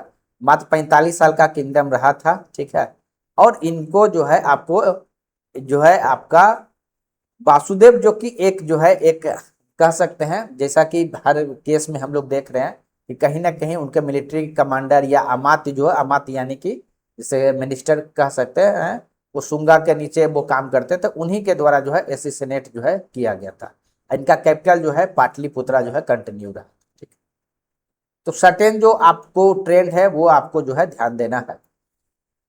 टेरिटोरियल एक्सटेंट की बात कीजिएगा तो आपका सेंट्रल इंडिया है, और आपका जो है जितना सुंगा एम्पायर का क्षेत्र था लगभग उतना ही क्षेत्र रहा। इसका जो जुरिडिक्शन है आप क्षेत्र कह सकते हैं, टेरिटोरियल एक्सटेंट कह सकते हैं, वह जो है अगर आप तुलना कीजिएगा मौर्यन एम्पायर से तो जो है रिलेटिवली जो है आपका स्मॉलर रहा। ठीक है, अगर इनके एडमिनिस्ट्रेशन की बात करिएगा तो जो ब्राह्मणिकल ट्रेडिशन जैसे सुंगा डायनेस्टी के यूज द्वारा किया गया उससे इनको कैरी किया गया। वैदिक रिचुअल्स ऑफ ब्राह्मण स्कॉलर्स का पैटर्न जो है यहाँ भी कंटिन्यू रहा। जो आपका एडमिनिस्ट्रेटिव सिस्टम जो है पूर्व से फॉलो किया गया था सुंगा के द्वारा, वही जो है यहाँ पर जो है आपका कंटिन्यू रहा। 4 रूलर की बात की गई, चारों का नाम उतना जरूरत नहीं है। फर्स्ट जो है वासुदेव का नाम याद रखिए, और सुशर्मन जो है लास्ट रूलर का नाम जो है आपका ध्यान रख लीजिए। डिक्लाइन का कारण देखिए क्या होता है ना, जो सातवाहना रूलर सिमुख होते हैं, ठीक है, वह जो है आपका वो डिफीट करते हैं लास्ट रूलर जो सुशर्मन है उनको, और प्लस उनको हत्या भी कर देते हैं। तो इस प्रकार से जो है सातवाहना डायनेस्टी के द्वारा जो इनको रिप्लेस जो है आपका किया गया। ठीक है, तो कहने का मीनिंग है कि जो है आपको अगर इम्पोर्टेंस देखिएगा तो सुंगा डायनेस्टी का सक्सेसर के रूप में ब्राह्मणिकल ट्रेडिशन को कंटिन्यू किए उस रूप में, प्लस लास्ट इंडिजिनस जो है आपको डायनेस्टी जो आपका मगध में क्षेत्र में देखने को मिलेगा वो है कन्वा डायनेस्टी। ठीक है, उसके बाद क्या होता है कि कुषाण जो है आपको डायनेस्टी भी आपको बिहार के कॉन्टेक्स्ट से थोड़ा सा जरूरी है। हम लोग जैसा कि चर्चा के ये जो आपका क्षेत्र है जो बैक्टीरिया का आपका क्षेत्र है, यहाँ के अराउंड जो है आपको सेंट्रल एशिया के आसपास 3 ट्राइब आपको बताए थे, यूची ट्राइब, स्काइथियन ट्राइब और पार्थियन ट्राइब्स। ये 3 ट्राइब्स जो है अलग अलग रीजन्स में जो है इस तरीके से आपको क्षेत्र था। और ये वेस्टवर्ड एक्सपेंशन यूची ट्राइब का जो है स्प्रेड होता है, और उसी के कारण सब जो है फिर नॉर्थ ईस्ट जो है आपका रीजन जो है वहाँ पर आपको स्प्रेड जो है आपको देखने को मिलता है। तो ये क्या होता है आपको, ये यूची जो आपका ट्राइब्स हैं, ये पहले क्या होता है कि पहले ये 5 जो आप कह सकते हैं ग्रुप्स में वो डिवाइड हो जाते हैं। और सबसे पहले जो है वह इसके पहले शक यहाँ पर थे, उनको जो है रिप्लेस करते हैं। और वो बैक्टीरिया में सबसे पहले जो है वो कंट्रोल उसको करते हैं। वो धीरे धीरे फिर मूव करते हुए जो है आपका काबुल वैली को पहले कंट्रोल करते हैं, फिर जो है आपका धीरे धीरे गांधार रीजन में आते हैं, और स्लोली स्लोली जो है वो आपका गंगेटिक रीजन तक जो है अपना वो प्रभाव जो है उसमें आ जाते हैं। ठीक है, अब इसके बारे में बहुत डिटेलिंग से जो है एंशिएंट का जो लेक्चर्स है उसमें कवर किया हुआ, आप वहां पर देख सकते हैं। यहाँ पर हम लोग जो है फोकस करते हैं मेन जो बिहार स्पेसिफिक है। देखिए इनके फर्स्ट रूलर जो है कुजुला कटफेसिस के बारे में कहा जाता है कि ये जो अपने जो लीडरशिप में जो है जो 4 अदर ग्रुप्स था सभी को यूनाइट किया अपने लीडरशिप में, और वो कॉपर क्वाइंस को जो है वह जो है उसमें रिलीज करते हैं। देखिए क्वाइंस को जब कभी भी पढ़िए या तो जरूर देखिए, एडिक्ट्स को अगर आप देखिएगा तो सबसे रिलायबल सोर्स होता है। ठीक है, उसके बाद जो है आपका क्वाइंस होता है, स्पेशली आर्कोलॉजिकल की बात करें तो उसके बाद लिटरली सोर्स। क्यों? क्योंकि देखिए क्वाइंस भी उस समय का कॉन्टेम्पररी होता है। ठीक है, तो आपको उस समय का जो आपको कह सकते हैं कि जो फीलिंग्स है या उस समय का जो मैसेजिंग है आपको इसमें स्पष्ट रूप से देखने को मिलेगा। प्लस क्वाइंस से एक चीज और आपको पता चलेगा कि वो रीजन प्रोस्पोरस के साथ, अगर गोल्ड का क्वाइंस है तो आपको देख समझ में आ जाना चाहिए कि वो रीजन जो है प्रोस्पोरस था। ठीक है, तो यह चीज है। उसके बाद जो है कुजला कटफेसिस के बाद जो रूलर आए वो है बीमा कटफेसिस। बीमा कटफेसिस का रूल जो है 64 एडी से लेकर 74 एडी तक जो है उसमें रहा था। बीमा कटफेसिस जो है को अपने आप को जो है महेश्वर के नाम से जो है क्वाइंस पर अपने आप को जो है आप वो रिप्रेजेंट किए। देखिए क्या होता है, जो फॉरेन की बात कीजिएगा, फॉरेन इन्वेशन की बात कीजिएगा, तो यहाँ 2 तरीके का ग्रुप्स देखने को मिलेगा। एक जैसे कि मान के चलिए हुना इन्वेजन भी जो बाद में हम लोग पढ़ेंगे। ठीक है, तो उसी तरीके से जो अदर ग्रुप जैसे कुशान्स आए, सकाज आए, तो ये सारे ग्रुप ना एसिमिलेटिव है। यानी एसिमिलेटिव कहने का मतलब हुआ कि जो लोकल ट्रेडिशंस थे, लोकल जो रिलीजियस फीलिंग्स थे, उनको उन्होंने एसिमिलेट किया। देखिए इसीलिए वो टाइटल क्या रखे हैं, महेश्वर रखे हैं। ठीक है, तो यानी यह देखने को मिलेगा कि जो कुशाना डायनेस्टीज के जो रूलर्स थे उन्होंने जो है एसिमिलेटिव नेचर के थे। वो रिलीजियस किसी पार्टिकुलर मतलब रिलीजन को प्रमोट नहीं कर रहे थे, जो लोकल ट्रेडिशन कल्चर्स रिलीजन से सभी को अडॉप्ट किए। और जो है आपको वो एक साइड जो है शिव का सिक्का मतलब दिखेगा, जहां पर कि उनका ट्राइडेंट्स है और बुल है वह भी आपको देखने को मिलेगा। तो यह चीज आपको देखने को मिलेगा कि जो क्वाइंस है उस पर जो हिंदू रिलीजन्स के जो आप कह सकते हैं जो मोटिव्स है वह आपको देखने को मिलेगा। ठीक है, यह भी जो है इसमें एक कहा जाता है कि बहुत सारा गोल्ड और कॉपर क्वाइंस जो है आपका इसमें जो है आपका रिलीज जो है आपका किया गया है बीमा कोड फेसिस के साथ। लेकिन जो सबसे आपको देखने को मिलेगा यहाँ पर एक्सटेंट के बारे में जो है हम लोग चर्चा करते हैं कि जो मैक्सिमम इसके जो एक्सटेंट हुए वह जो है सबसे इम्पोर्टेंट रूलर जो कनिष्क हुए उस समय जो है आपका हुआ, जो कि डायरेक्ट जो है पाटलिपुत्र पर जो है उसमें आप कह सकते हैं अटैक किए। ठीक है, तो यह चीज आपको देखने को मिलेगा। इस सबसे आर्कोलॉजिकल एविडेंस जो है आपको सिक्का जो है अगर आप देखिएगा बिहार में भी जो है चिरंद है, बक्सर है, बोध गया है, वैशाली है, कुम्हरार है। इस समय कुशानाज पीरियड के जो है आपका सिक्का आपको देखने को मिलेगा। यानी बिहार स्पेशल में हमारे लिए इम्पोर्टेंस क्या है, बाकी तो हम लोग जो है वहाँ स्टडी करते ही हैं एंशिएंट इंडिया में, कि इन सब का जो क्वाइंस है यानी उनके जो ट्रेसेस हैं आर्कोलॉजिकल जो साक्ष्य है वह बिहार में मिले हैं। ठीक है, अब देखिए कनिष्क के बारे में जैसा कि हम लोग को स्टडी करना चाहिए, सबसे इंपॉर्टेंट जो रूलर्स हुए वह कनिष्क ही हैं। कनिष्क जो है बीमा कटफेसिस के जो है आप कह सकते हैं सक्सेसर के रूप में आए। ठीक है, और कुषाण डायनेस्टी के सबसे इंपॉर्टेंट रूलर्स के रूप में जाने जाते हैं। और शक इरा जो है जिसका शुरुआत जो है 8 ईस्वी में जो है उसमें होता है, ठीक है।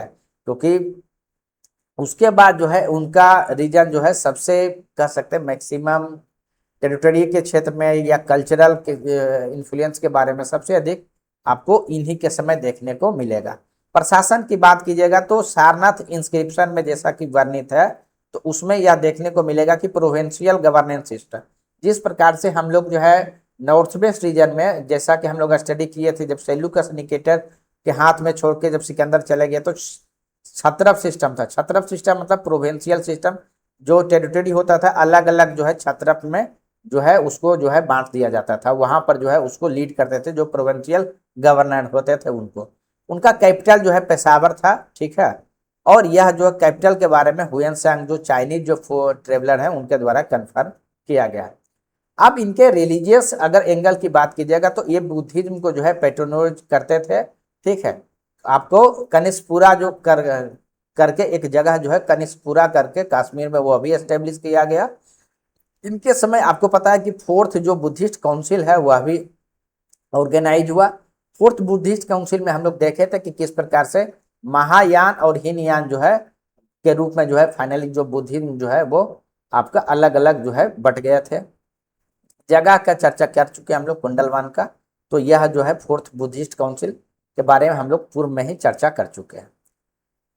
अब हम लोग इसके आगे जो हम लोग कुषाणा डायनेस्टी के बारे में जो सबसे इंपॉर्टेंट बात आपको क्या देखने को मिलेगा कि जो उनको सिक्के हैं उस पर जो भी हिंदू धर्म के रिलीजन से रिलेटेड है, शिव से रिलेटेड जो है उनको आपको देखने को मिलेगा।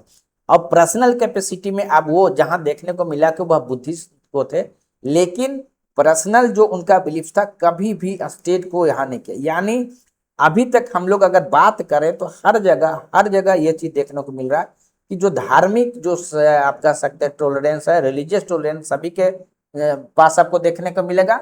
ये लोग तो विदेश से आए थे, दो आप सेंट्रल एशिया से आए थे, वहां से आके यहाँ आपको रिलीजियस टॉलरेंस प्लस वो एसिमिलेशन दिखाना कि लोकल जो कल्चर है, लोकल ट्रेडिशन है, लोकल जो रिलीजन है उनको अडॉप्ट करना। तो ये बहुत बड़ा आपको देखने को मिलेगा कि किस प्रकार से जो पास्ट में हमारे इतिहास रहे वो एसिमिलेटिव रहे। इन चीजों का यूज जो है आप अपने ऐसे में जरूर कीजिएगा जब कभी भी सोशल कॉन्फ्लिक्ट की बात होती है, दो धर्मों के बीच लड़ाई झगड़े की बात होती है, पोलराइजेशन की बात होती है, कैसे सोसाइटी में फ्रेगमेंटेशन अगर बढ़ रहा है तो हमको पास्ट से कैसे लेसन लेना चाहिए। इन सब चीजों में आप अपने जो हिस्ट्री का नॉलेज है उसका आप यूज कर सकते। उसी प्रकार से अगर पॉलिटिक्स की बात कीजिएगा तो कैसे जो है इन्फ्लुएंस धीरे धीरे बढ़ाया गया, कैसे चंद्रगुप्त मौर्य का जो सिस्टम रहा वो गवर्नेंस के थ्रू रहा, धम्मा का यूज किया गया, अपना सॉफ्ट पावर का यूज किया गया स्प्रेड करने में, ठीक है। तो इन सब चीजों को जो है जरूर जो है अपने जो भी ऐसे आप लिखते हैं या कहीं पर आपको मेन संशय राइटिंग करते हैं तो आप जरूर देखिएगा कहीं पर भी अगर सक्सेशन के बारे में अगर डिसाइडेड नहीं था तो किस प्रकार से नुकसान हुआ उसके बारे में हम लोग जरूर चर्चा करना चाहिए। उसी तरीके से जो टेक्स्ट होता है चाहे वो हिस्टोरिकल हो या इवन आर्कोलॉजिकल जो सोर्सेस है उसको स्टडी करते समय जो है आपको बहुत सतर्क रहना है, क्योंकि जो लिखे गए हैं वो उस समय लिखे गए हैं। अगर कोई लिटरली सोर्स किस समय लिखा गया यह जरूरी है कि आप वो कोट पोएट थे या जो है कोर्ट में वो किसी तरीके से पैट्रोनोज लेते थे उनके द्वारा लिखा गया है। तो सारी चीजों को उसी प्रकार से जैसे आज के समय में हम लोग क्यों चर्चा करते हैं कि मीडिया इंडिपेंडेंट होना चाहिए या किसी प्रकार का जो है सरकार के द्वारा क्यों कहा जाता है कि जो है मीडिया जो है फोर्थ पिलर है या, तो ये एक चीजें क्यों जरूरी है क्योंकि जो है ताकि चीजें आप न्यूट्रल तरीके से रह सके, ठीक है। तो इसी तरीके से जो भी टेक्स्ट लिखने वाला रहे उसको अगर पैट्रोनोज किसी का लिया हुआ तो उसके अगेंस्ट चीजें नहीं लिखे जाते। इसीलिए जब हम लोग हिस्ट्री पढ़ते हैं तो एक एक बिंदु पर हो सकता है कि दो अलग अलग हिस्टोरियन का व्यू पॉइंट अलग हो सकता है, ठीक है। तो यह चीज हम लोगों को जब हम लोग पढ़ते हैं उसी तरीके से इंस्टीट्यूशनल बिल्डिंग की जब आप बात कीजिए हमारे पास्ट में तो किस प्रकार से जो उस समय के कंटेम्परेरी जो रूलर्स हुआ करते थे, कैसे सांची स्तूप बना, कैसे जो है भरूत स्तूप बना, कैसे जो है मोनास्ट्रीज बनाए गए, किस प्रकार से अलग अलग यूनिवर्सिटी को डेवलप किया गया। तो ये सारा चीज जो है आप अपने आंसर्स में कहीं ना कहीं जो है यूज कर सकते हैं। किस प्रकार से ट्रेड रूट्स का जो है अपने इकोनॉमिक ग्रोथ को, अभी भी देखिए दुनिया में सबसे ताकतवर कौन होता है, जो जिनके पास इकोनॉमिक माइट होता है। तो किस प्रकार से ट्रेड रूट हमारे इंपॉर्टेंट है, क्यों जो है हमारे सी रूट इंपॉर्टेंट हो जाते हैं, किस प्रकार से लैंड अलग अलग, अभी इंफ्रास्ट्रक्चर की बात होती है, लॉजिस्टिक की बात होती है कि क्यों इतना अधिक जो है सरकार जो है एनएच बनाने को या स्टेट हाईवे बनाने को क्यों प्रमोट करता है, सब क्या है, ट्रेड रूट्स ही तो है। ठीक है, तो उससे क्या होता है ना कि आपका लॉजिस्टिक कॉस्ट बढ़ता है, इंपोर्ट एक्सपोर्ट आपका बढ़ता है, इकोनॉमी बढ़ती है। तो ये सारी चीजें हमारे पास्ट में भी होता था, तो वो उसको आपको रिलेट करना है, तब आपको हिस्ट्री पढ़ने में थोड़ा आपको अच्छा लगेगा, वरना आपको जो है बहुत ही बोरिंग साइड से लगेगा। किस प्रकार से पहले के समय में बात पहुंचाना होता तो एडिक्ट्स के सहारे जो है यूज करते थे। किस प्रकार से अभी भी देखिएगा अलग अलग क्षेत्र में अलग अलग न्यूज़पेपर जो है पब्लिश होता है, अलग अलग लैंग्वेज में होता है। वो क्यों? क्योंकि वहां के लोग उस तरीके, उसी प्रकार के एडिक्ट किस प्रकार से अलग अलग जो है स्क्रिप्ट और लैंग्वेज में जो है उस समय जो है आपको इनग्रेव कराया गया, ये सारी चीजें जो है। उसके बाद कहां पर जो है हम लोग देखेंगे अभी गुप्ता पीरियड में, अभी तक हम लोग देखे हैं कि किस प्रकार से मौर्यन पीरियड में सेंट्रलाइज पावर है, किस प्रकार से अभी देखिएगा कि गुप्ता पीरियड में जो पॉलिटिकल जो सिस्टम होता है वह डिसेंट्रलाइज होता है। तो यह चीज जो है आपको समझना चाहिए कि जो पॉलिटिकल पावर हमारे इतिहास में किस अनुसार से रहा। आगे फिर मिडियल पढ़िएगा तो फिर वहां कनेक्ट कीजिए, फिर आप मॉडर्न पढ़िए तो वहां कनेक्ट कीजिए। तो आपको पूरा आपको political, society, economy, literature, art पूरा एकदम आपको तो आपको बहुत अच्छे तरीके से विजुलाइज रहेगा। तो आप इन चीज़ों का यूज कहीं भी इंटरव्यू देने में, आपको जो है कहीं भी आप मेंस का आंसर लिखने में, ऐसे लिखने में आपको बहुत यूज आएगा। खैर एनीवे आगे बढ़ते हैं। नेक्स्ट है जो है आपका गुप्ता डायनेस्टी। ठीक है, गुप्ता डायनेस्टीज के बारे में अगर जो है हम लोग अगर उसके सोर्स की बात करें तो जो प्रयाग में जो इंस्क्रिप्शन है, साकेत में जो है आप जो है, अगर सबसे पहले पुराण जो पुराण्स है उसमें जो है आपको गुप्ता पीरियड के बारे में सबसे पहले देखने को मिलता है। ठीक है, अब ये क्या था कि जिस प्रकार से हम लोग चर्चा किए कि हमेशा जो हटाने वाले लोग रहते हैं वो मोस्ट ऑफ द केस में उन्हीं के आप कह सकते हैं सबोर्डिनेट्स होता है। यहाँ पर कुशानाज का पीरियड में हम लोग देखे थे कि क्षत्रप सिस्टम हुआ करता था। क्षत्रप उसी में से एक फ्यूडिटरी जो है आपका जो है आप कह सकते हैं कुशांस भी थे, और उनके द्वारा जो है उनको रिप्लेस किया गया। अब इनके कास्ट को लेके जो है कहीं क्लैरिटी जो है नहीं है, हिस्टोरियंस का अलग अलग जो है किन्हीं के हिसाब से जो फाउंडर थे गुप्ता एम्पायर के क्षेत्रीय थे, और उसी अनुसार जो हिस्टोरियन एस अल्टलेकर है उनके द्वारा यह जो है वैश्य ओरिजिन से थे। तो इस हिस्टोरियोग्राफी में हम लोगों को नहीं जाना कि वह किस ओरिजिन से थे, क्योंकि उसमें जो है आप कह सकते हैं हिस्टोरियल के बीच जो है एक मत नहीं है। ठीक है, उसके बाद जो है आपका अलग अलग जो सोर्स है, जो लिटरेरी सोर्स है उस समय के। ठीक है, जैसे विशाख दत्त है, कालिदास का वर्क है। ठीक है, उसके बाद जो है इंस्क्रिप्शन है, इलाहाबाद इंस्क्रिप्शन है, मेहरौली इंस्क्रिप्शन है, भिठारी इंस्क्रिप्शन है, जूनागढ़ इंस्क्रिप्शन। इन सभी में जो है आपको गुप्ता पीरियड से रिलेटेड जो तो आप कह सकते हैं अलग अलग जो टेक्स्ट है, अलग अलग जो एस्पेक्ट है उसके बारे में चर्चा किसी से जो है उनके जेनोलॉजी के बारे में, यानी कि कौन राजा के बाद कौन बना वो पता चलता है, किसी में उनका डिप्लोमेसी के बारे में पता चलता है, कहीं पर उस समय का जो एडमिनिस्ट्रेशन है के बारे में पता चलता है, कहीं उनके जो ट्रेड के बारे में पता चलता है। तो ये हमारे सोर्स हैं, लिटरेरी सोर्स भी अवेलेबल है और आर्कोलॉजिकल सोर्स भी अवेलेबल है, क्वाइंस भी अवेलेबल है। तो इस पीरियड का ज्यादा आपको डिटेल्स जो है आपको देखने को मिलेगा। उसी प्रकार से फॉरेनर जो है आपका जो अकाउंट्स है वह भी आपका अवेलेबल है, क्योंकि फाहियान जो है इस समय आपका विजिट किए थे। आपको पता है कि वह जो है एक बुद्धिस्ट मॉन्क थे, ट्रेवलर्स है, जो बुद्धिज्म के बारे में जानने के लिए, समझने के लिए जो है उस समय आपको आए थे। ये आप याद रखिएगा, चंद्रगुप्त सेकंड विक्रमादित्य के समय जो है वो आए थे। ठीक है, और उन्होंने भी जो है आप सर्टेन जो उन्होंने जो देखा वो जो है यहाँ पर वर्णन किया है। वो बहुत जिस प्रकार से जो वर्णन किए हैं वो गुप्ता पीरियड में यह बताते हैं कि जो बहुत ही इफिशियंट से एडमिनिस्ट्रेशन चल रहा था, बहुत ही पीसफुल था, जो पनिशमेंट का लेवल था वो बहुत ही माइल्ड था, जो रोड पर सेफ्टी था उनके द्वारा यह कहा गया कि वो पूरा ट्रेवल के कहीं पर भी है कोई चोरी नहीं हुआ। और प्लस जो है यह भी बताते हैं कि हॉस्पिटल्स या चैरिटेबल इंस्टीट्यूशन जो है पूरे एक्रॉस जो है एम्पायर में था। उसके बाद जो है यह भी बताते हैं कि जो सोसाइटी में जो है मोरल वैल्यू जो है बहुत हाई था। एक जो बताते हैं आपको यह बहुत इंपॉर्टेंट है। चंडाल्स के बारे में जो है फर्स्ट हम फाहियानी बताते हैं, वो उनके बारे में बताते हैं कि वह जो है जो मेन एरिया होता था जहां लोग रहते थे, उससे वो शहर के वो बाहर में रहते थे, और उनको जब अगर आना होता था, वह जो है जब शहर इंटर करते थे तो वुडन लकड़ी का से जो है उनको एक आयरन का कह सकते हैं कि उस पर उनको पीट के जो है ताकि साउंड हो, और ताकि जो है लोग आप उस अनुसार से अपने आप को पोजीशन कर सके। तो यह एक जो है यहाँ पर आपको देखने को मिलेगा कि किस प्रकार से जो है सोशल डिस्क्रिमिनेशन जो है आपको देखने को मिलेगा, क्योंकि फाहियान इसके बारे में चर्चा करते हैं। इकोनॉमी के उनके हिसाब से जो है पूरा आपका एग्रीकल्चर बहुत अच्छा था, ट्रेड बहुत अच्छा था, मार्केट बहुत ही जो है रिच थे, इस तरीके की बात करते हैं। टैक्सेशन का जो रेट था वह भी मॉडरेट था, ठीक है। उसके बाद जो है ये कहना था कि इसी समय में रिलीजन की अगर बात करते हैं तो हिंदुइज्म भी बढ़ा, और प्लस जो है आपका बुद्धिज्म भी बढ़ा, और रिलीजियस टॉलरेंस जो है हर जगह अवेलेबल था, ठीक है।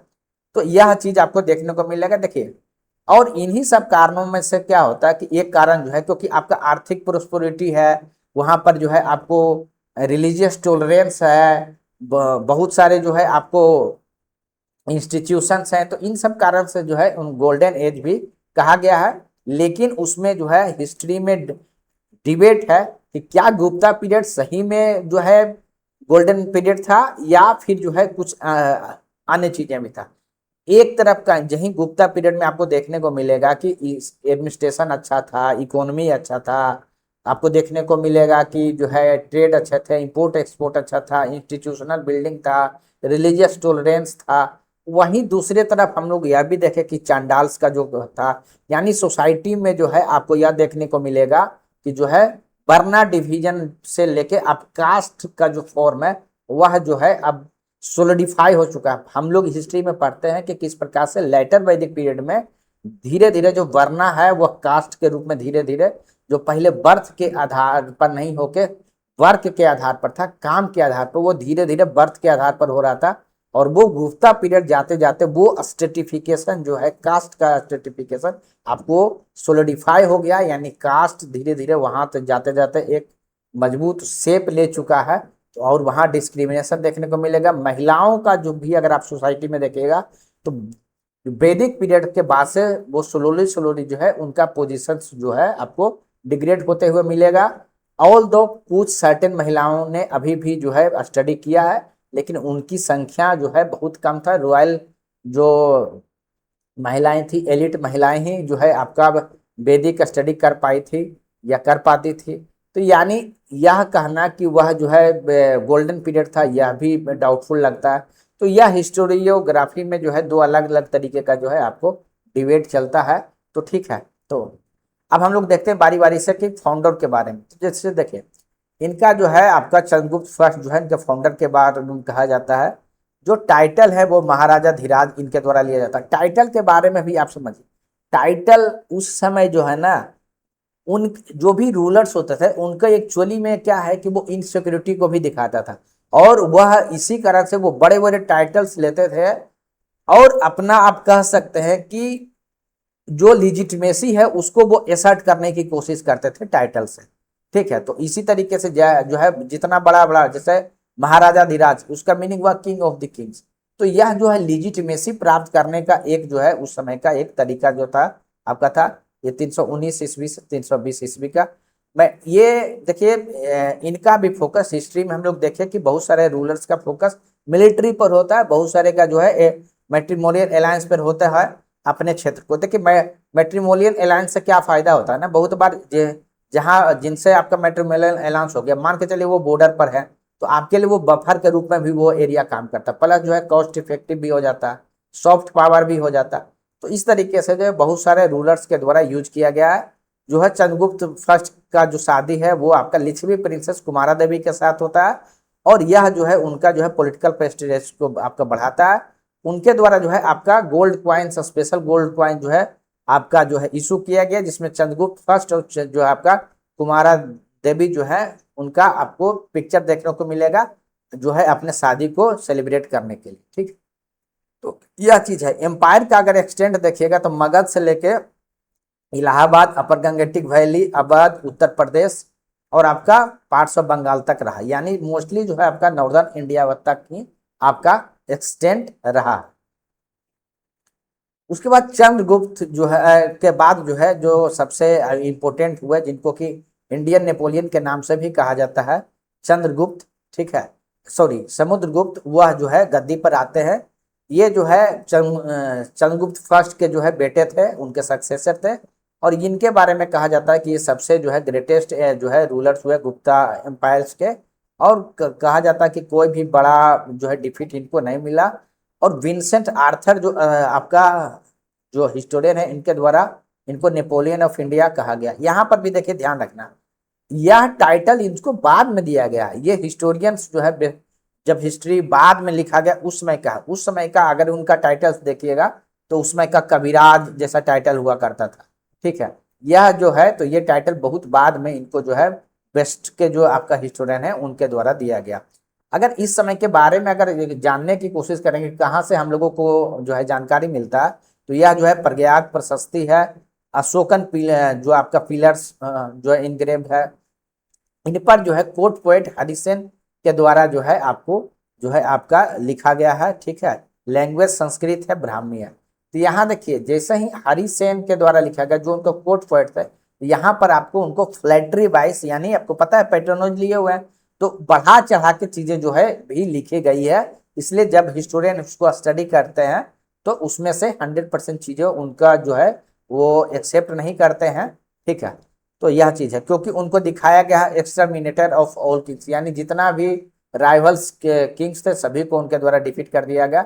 ऑल दो इसमें हिस्टोरियंस का अपना रिजर्वेशन। टाइटल जो है नेपोलियन ऑफ इंडिया, जो इनको विंसेंट स्मिथ के द्वारा दिया गया है। कविराज जो उसमें का जो पोएट हुआ करते थे उनके द्वारा जो है दिया गया, और ये बताया गया कि वह जो है बहुत बड़े पेट्रोन थे जो है लिटरेचर का, आर्ट का, म्यूजिक का। और उनका अगर सिक्का देखिएगा गोल्ड कॉइन्स पे तो फोटो भी है बीना प्ले करते हुए, तो वो उनको म्यूजिक के इंटरेस्ट को जो है दिखाता है। लिच्छवी के ग्रैंड सन के रूप में भी जो है उनको कहा जाता है, लिच्छवी दहुतरा, ठीक है। तो आपको पता है कि जो है कुमारा देवी जो है चंद्रगुप्त फर्स्ट की जो है वाइफ थी और उन्होंने के बेटा थे, यानी आप देखिएगा तो ग्रैंडसन हो गए लिच्छवी आपका, क्योंकि जो कुमारा देवी का जो है वो लिच्छवी प्रिंसेस थी, तो वहां का जो है ग्रैंडसन के रूप में भी जो है रिप्रेजेंट किया गया है, ठीक है। अगर इनके मिलिट्री कैंपेन की बात कीजिएगा तो 5 भाग में कहा जाता है। फर्स्ट पार्ट में गंगा यमुना दोआब, सेकंड में ईस्टर्न एरिया में जो आपका हिमालयन एंड फॉरेस्ट जो स्टेट थे, जिसमें कि नेपाल, असम, बंगाल ये सब क्षेत्र आते थे। तीसरा जो फॉरेस्ट किंगडम जो है वो आपका विंध्या रीजन में है, उसको कॉन्कर किया गया है। साउथ में जो है आपका 12 रूलर्स जो है स्पेशली ईस्टर्न डेक्कन और साउथ इंडिया में जो है डिफीट करते हैं। उसी तरीके से फॉरेन पावर्स की बात कीजिएगा, सकाज है, कुशान्स है, प्लस अफगानिस्तान के कुछ रूलर सभी को डिफीट किया गया। तो 5 कैटेगरी में है। तो खैर ये आपको उतना याद रखने की जरूरत नहीं है। आपको यह ध्यान रखना है कि देखिए जो स्पेशली जो साउथ का रीजन है, ये सारे जो रीजन्स होते थे सारे पर ये डायरेक्ट एनेक्स करके, मतलब 2 तरीका होता है ना। एक तरीका होता है कि अगर आप एरिया को एनेक्स किए और उसको अपने कंट्रोल में रखिए, तो इनके द्वारा जो साउथ का एरिया था उसको क्या करते थे कि एनेक्स करने के बाद उसको रीस्टोर कर देते थे। एक हुआ कि कॉन्क्वेस्ट एंड जो है अपने कंट्रोल में रखना, एक हुआ कि कॉन्क्वेस्ट करना लेकिन उसको जो है आपको आप कह सकते हैं कि उसको रीस्टोर कर देना। वहां के जो रूलर हुआ करते थे उन्हीं को उनके बदले में जो है वो ट्रिब्यूट लिया करते थे। तो साउथ आपको पता है कि दूर पड़ता था, वो आपको जो है यहाँ से मॉनिटरिंग करना मुश्किल होता था, तो इसीलिए जो है वहां से ट्रिब्यूट का सिस्टम जो है समुद्रगुप्त के द्वारा रखा गया था। जो नजदीक के क्षेत्र थे उनको डायरेक्ट जो है कंट्रोल में रखा गया। आपको यही चीज देखने को मिलेगा बाद में भी, मुगल एम्पायर में भी देखिएगा तो जो है सेम सिस्टम साउथ में डेक्कन में देखिएगा कि वही एडॉप्ट किया जाता। उसी तरीके से इवन ब्रिटिशर्स में देखिएगा तो ब्रिटिश जो पारामाउंसी का कंसेप्ट है ये वही तो है, क्योंकि डायरेक्ट जो है सबको वो नहीं लेते थे कंट्रोल, क्योंकि वहां जो है प्रैक्टिकली मुश्किल होता था उनके लिए। तो इस तरीके का जो भी स्टेट क्राफ्ट से टूल्स है वो पास्ट से ही चलते आ रहे हैं, ठीक है। अगर फॉरेन रिलेशन की बात कीजिएगा तो देखिए रिलीजियस यहाँ पर आपको फिर से जो है टॉलरेंस देखने को मिलेगा, जहाँ की बोध गया में बुद्धिस्ट मोनास्ट्री जो है आपको बिल्ड करने का परमिशन जो है श्रीलंका के जो आपका किंग मेघावर्मन थे उनको जो है अलाउ किया गया था, और यहाँ जो है बोध गया में बुद्धिस्ट मोनास्ट्री जो है बनाया गया था। ठीक है। यानी कि रिलीजियस और डिप्लोमेटिक रिलेशन जो है श्रीलंका से अच्छे थे, प्लस इन्हें क्योंकि ये लिटरेचर के, म्यूजिक के, आर्ट्स के जो है बहुत ही कह सकते हैं संरक्षक थे, इसलिए इनको जो है कविराज के नाम से भी जाना जाता है। और कहा जाता है कि वह खुद भी जो है बहुत ही स्किल्ड पोएट भी थे, म्यूजिशियन भी थे, और बहुत अच्छा बीना जो है बजाते थे, यह चीज कहा जाता है। यहाँ जो है संस्कृत लैंग्वेज और लिटरेचर को भी जो है प्रमोट किया गया। ठीक है। यहाँ आपको क्या देखने को मिलेगा, अगर अभी तक मौर्यन पीरियड्स में आपको संस्कृत का पेट्रोनोज नहीं देखने को मिल रहा होगा। ठीक है। तो यहाँ अब एक्सेप्ट आप शुंगा और कन्वा डायनेस्टी की बात कीजिए तो मौर्यन डायनेस्टी तक आपको जो है लैंग्वेज देखिए, जो लोकल लैंग्वेज होते थे, प्राकृत हो गए, ठीक है, तो उनको आपको जो है पाली है, इसको प्रमोशन आपको देखने को मिलता है। लेकिन यहाँ पर आपको देखिए संस्कृत को देखने को मिलेगा। यानी अगर आप मुगल और अगर गुप्ता में कंपैरिजन कीजिएगा तो मुगल के समय देखिए फोकस कहाँ है, मास अपील, जो लोगों का जो लैंग्वेज है उस पर है। गुप्ता पीरियड में आपको यह चीज देखने को मिलेगा कि एरिस्टोक्रेटिक जो लैंग्वेज है, संस्कृत जो है उस पर फोकस हो गया। ठीक है। उसी तरीके से कोर्ट स्कॉलर की बात कीजिएगा तो हरिसेन होते हैं जो कोर्ट पोएट्स होते हैं, जो प्रयाग प्रशस्ति के जो है आपका ऑथर है। ठीक है। वसुबंधु जो है आपका रिनोन्ड जो है बुद्धिस्ट स्कॉलर। ठीक है। अब उसके बाद जो है विक्रमादित्य जो है उनके सक्सेसर हुए, आपका समुद्रगुप्त के जो बेटे हुए वो हुए। इनके बारे में भी कहा जाता है कि यह जो है सब one of the greatest rulers में से रहे, विक्रमादित्य के नाम से जो है फेमस है। और जो है गोल्डन एज जहां पर बात किया जाता है वह चीज है। सक्सेशन के बारे में जो है एक इशू रहता है कि समुद्रगुप्त के बाद जो है कुछ हिस्टोरियन का मानना है कि जो रामगुप्त थे वह जो है आपका गद्दी पर बैठे थे। जो है अगर आप देखिएगा विशाख दत्त का एक जो है जो बुक है देवी चंद्रगुप्तम, उसमें यह बात कहा गया है कि जो सकाज थे उनको जो है आप सफल रहे थे राम गुप्त को जो है हराने में, और उनकी जो वाइफ थी ध्रुवा देवी उनको जो है वह वो सरेंडर कराने में सफल रहे थे। ठीक है। अब उसमें क्या होता है, जो ये कहा गया कि चंद्रगुप्त जो है आपका अपने आप को जो है क्वीन के रूप में जो है आप अपने आप को आप कह सकते हैं कि उसी रूप में वो गए, और वो आखिरकार जो है उसको किल करने में सफल रहे। और बाद में क्या होता है कि वो ध्रुवा देवी जो है उनसे वो शादी भी कर लेते हैं। यानी कि आपको रामगुप्त का यहाँ पर ये दिखाया गया कि वह जो है जो सका का जो इन्वेजन था उसको वो नहीं झेल पाते हैं, और फाइनली उससे जो बचाव कराते हैं आपका विक्रमादित्य यानी चंद्रगुप्त सेकंड, और वो खुद जाते हैं रानी का वेश बन के और वहां जो है किल कर देते हैं, और फाइनली वो उसको कैप्चर भी करते हैं और ध्रुवा देवी के साथ वो शादी भी करते हैं। तो ये दो व्यू है, किन्हीं का मानना है कि जो है डायरेक्ट जो है चंद्रगुप्त सेकंड गद्दी पर बैठे, और एक सोर्स यह भी रामगुप्त के बारे में भी चर्चा करें। तो अगर इनके पॉलिसी की बात करें तो यह दोनों चीज को अपनाते हैं, मैरिज अलायंस को भी अपनाते हैं और कॉन्क्वेस्ट को भी अपनाते हैं। तो इन्होंने मैरिज अलायंस की अगर बात कीजिएगा तो नायगा डायनेस्टी की जो प्रिंसेस थे उनसे भी इनका मैरिज होता है। बकाटका से अगर आप देखिएगा तो वो अपने बेटी प्रभावती गुप्ता का शादी जो है वो रुद्रसेन सेकंड से वो कराते हैं। यानी बकाटका जो आपका डायनेस्टी है उससे भी आपका संबंध हो गया, गुप्ता डायनेस्टी का नागा डायनेस्टी से भी हो गया। ठीक है। तो यह जो है इनके फॉरेन पॉलिसी का एक मेजर जो है आपको आपका कह सकते हैं पार्ट रहा मैट्रिमोनियल अलायंस। ठीक है।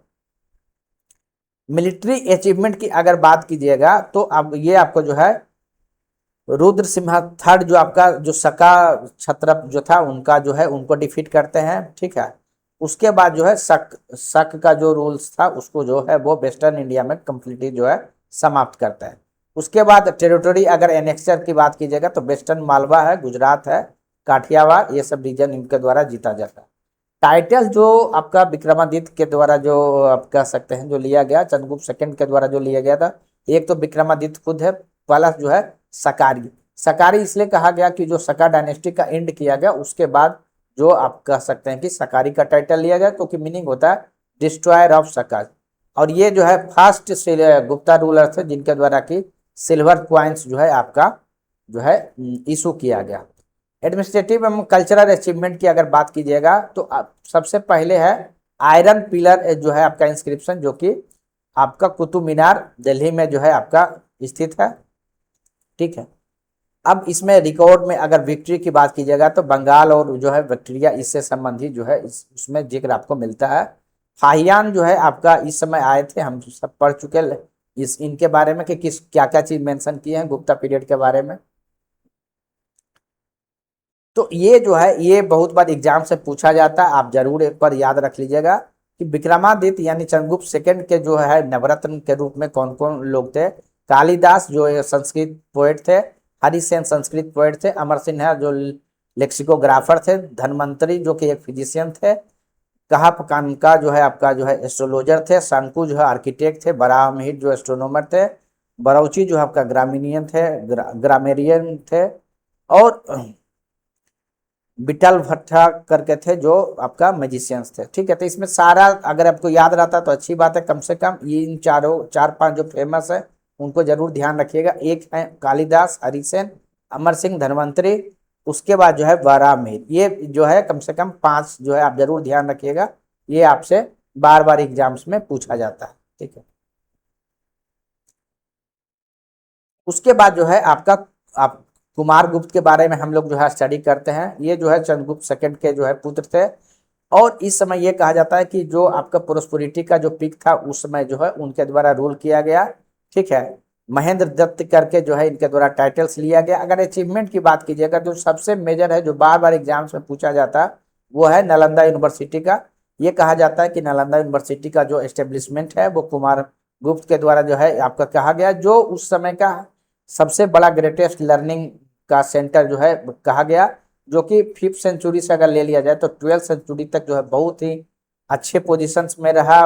दुनिया भर के अलग अलग कोने से जो लोग यहाँ स्टडी करने आते थे, इवन कि जो यहाँ स्टडी करने आते थे वह जो है वहीं पर उनके रहने की भी व्यवस्था थी। प्लस सारे लोग जो है इसमें स्टडी नहीं कर सकते थे, इसमें एंट्रेंस एग्जाम का प्रोविजंस था। तो आप इमेजिन कीजिए कि किस तरीके से जो है ये नॉलेज हब किस प्रकार से जो है आपका नालंदा यूनिवर्सिटी हुआ करता था। ठीक है, इस समय जो है आपका हुयन सांग जो है आपका बाद में जो है आपका हुयन सांग यहाँ आते हैं और जो है आपका स्टडी इनके द्वारा भी किया जाता है। नालंदा यूनिवर्सिटी के बारे में बताया गया। जो बख्तियार खिलजी है वह उनके द्वारा जो है डिस्ट्रॉय कर दिया जाता है नालंदा यूनिवर्सिटी को, जो मिडिवल में हम लोग उसको पढ़े। एक जो है गोल्ड कॉइन इनके द्वारा नया वेराइटी जो है आपके इंट्रोड्यूस कराएगा, जो उतना इंपॉर्टेंट नहीं है। ठीक है, यानी कुमार गुप्त के बारे में जो सबसे इंपॉर्टेंट ध्यान रखना वो है नालंदा यूनिवर्सिटी, बाकी चीजें जो है नॉर्मल है। ठीक है, अब जो है हुन का जब इन्वेजन होता है, उस जो कुमार गुप्त के सक्सेसर होते हैं वो सक्सेसफुली झेल नहीं पाते, और यही जो है गुप्ता एम्पायर का जो है कह सकते हैं इंड करने का जो है आपका आपको धीरे धीरे जो है वो समाप्त होता है। स्कंद गुप्त जो है वो कुमार गुप्त के जो है आपका बेटा होते हैं, और ये कहा जाता है कि अंतिम रूप से ये जो है लास्ट ग्रेट रूलर हैं। ठीक है, और ये तो जो है आपका हुना इन्वेशन को सक्सेसफुली जो है रिपल्स कर देते हैं, लेकिन इनके जो सक्सेसर होते हैं वह जो है उसको झेल नहीं पाते हैं, और ये इनके जो है आपको समाप्ति का, एम्पायर के डिसइंटीग्रेशन का जो है आपको कारण बनता है। भिठारी इंस्क्रिप्शन में जो है किस प्रकार से स्कंद गुप्त जो है आपका पुष्यमित्र के ऊपर जो है जब विक्ट्री प्राप्त करते हैं वह जो है उसमें दिखाया गया। जूनागढ़ इंस्क्रिप्शन भी जो है इसमें एक चीज बताया गया है कि जो सुदर्शन लेक डैम जो है उसको रीस्टोर कराया गया। ये इंपॉर्टेंट है, यह जो है आप ध्यान रखिएगा। ये सबसे पहले जो है आपका जो चंद्रगुप्त मौर्य थे उनके द्वारा जो है वो रिजिम में जो है बनवाया गया था। इससे यह पता चलता है कि जो एक राजा के रूप में जो ड्यूटी होता है, ओब्लिगेशन होता है, एम्पायर बदलने के बाद भी जो है मेंटेन रहता है। किस प्रकार से जो सुदर्शन लेक है उसको चंद्रगुप्त मौर्य के द्वारा बनाया गया था, जिससे कि बाद में जो है आप कह सकते हैं कि स्कंदगुप्त के समय में ही उनके एक गवर्नर के द्वारा जो है रीस्टोर कराया गया था। ठीक,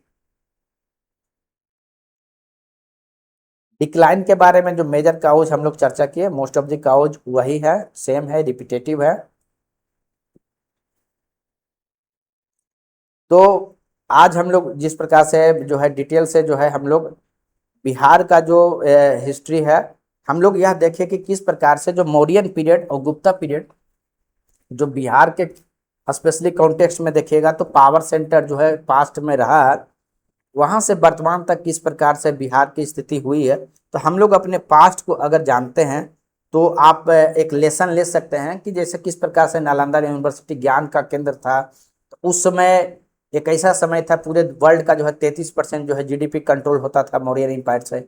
तो इसीलिए अगर आप देखिएगा डिटेल में कि जहाँ भी नॉलेज हब है, जहाँ भी इकोनॉमिक ट्रेड पर कंट्रोल है, वहाँ पर जो है प्रोस्पेरिटी आती है, वहाँ पर रिलीजियस टॉलरेंस भी आता है, वहाँ सारे चीज होते हैं। तो इन सब पार्ट से हम लोगों को लेसन लेना है, किस प्रकार से इंस्टीट्यूशन को बिल्ड करना चाहिए, चाहे वो रिलीजियस इंस्टीट्यूशन की बात हो या आप कह सकते हैं कि जो पढ़ाई से रिलेटेड जो इंस्टीट्यूशन है उसकी बात हो।